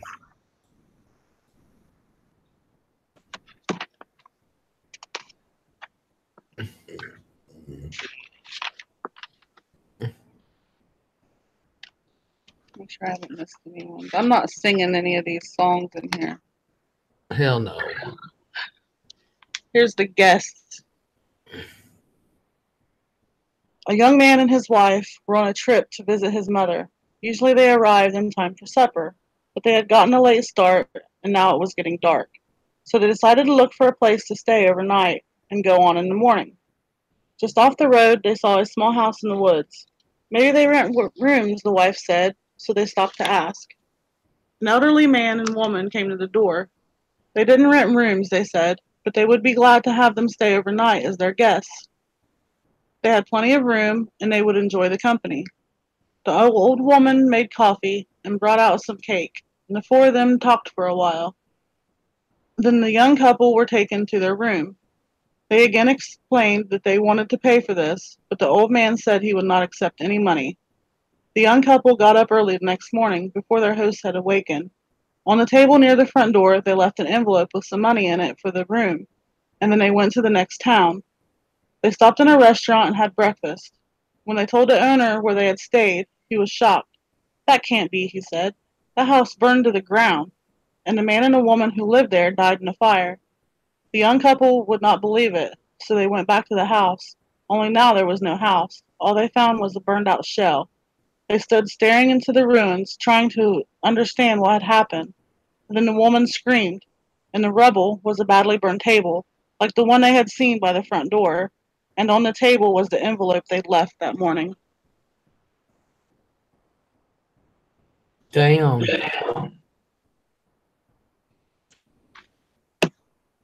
Damn. Art. Mm. She's trying to stay awake to see what's next.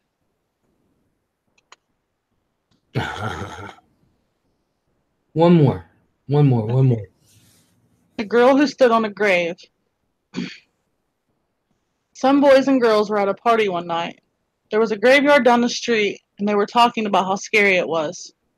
Don't ever stand on the grave after dark, one of the boys said.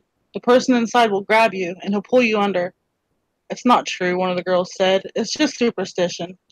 I'll give you $1 if you stand on the grave, said the boy. The grave doesn't scare me, said the girl. I'll do it right now. The boy handed her his knife.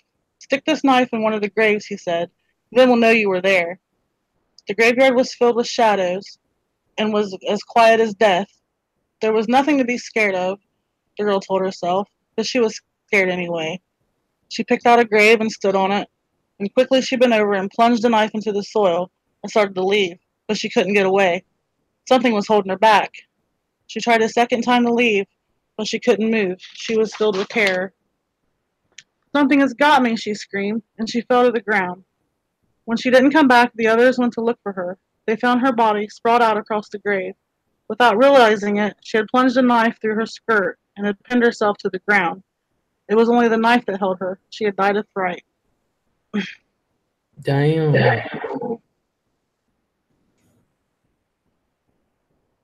We should get joke books too. Real good ones. And some dirty jokes about joke books. I have some joke books somewhere in the living room. But they're like horny young kid ones.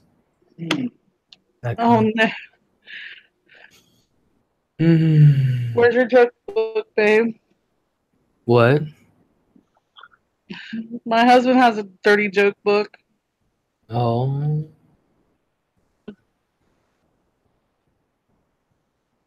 Oh. Knock knock. Who's there? Ella. Huh? Ella. Ella who?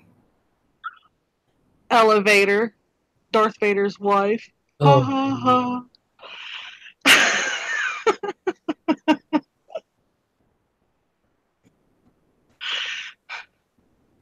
Where I saw that.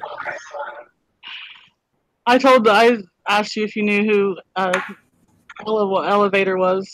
Oh yeah, it's in chat. I ain't gonna look for them books right now.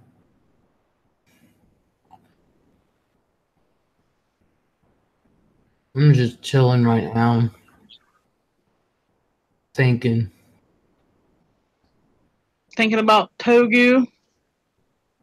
No, I had to. no.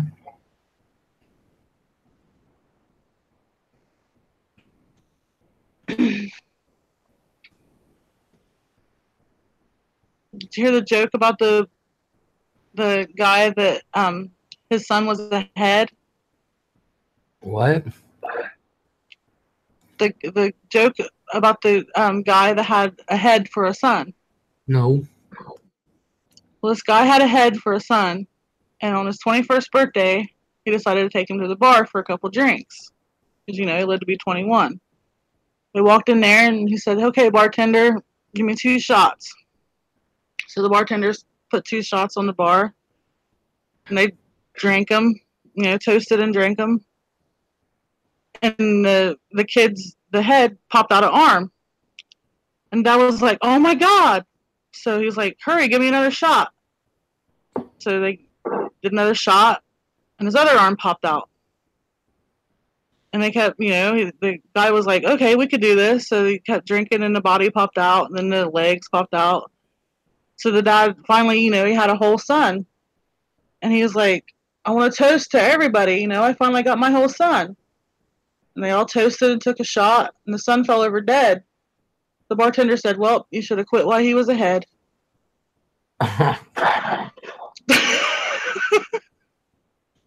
Okay.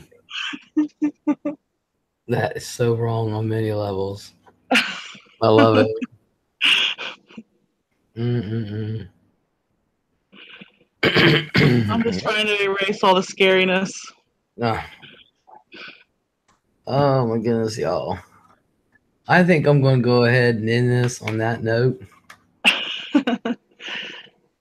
Thank you, everybody, for listening to me read stories. I think it's awesome. I want to thank Art for being a co-host. Mrs. Monster up here.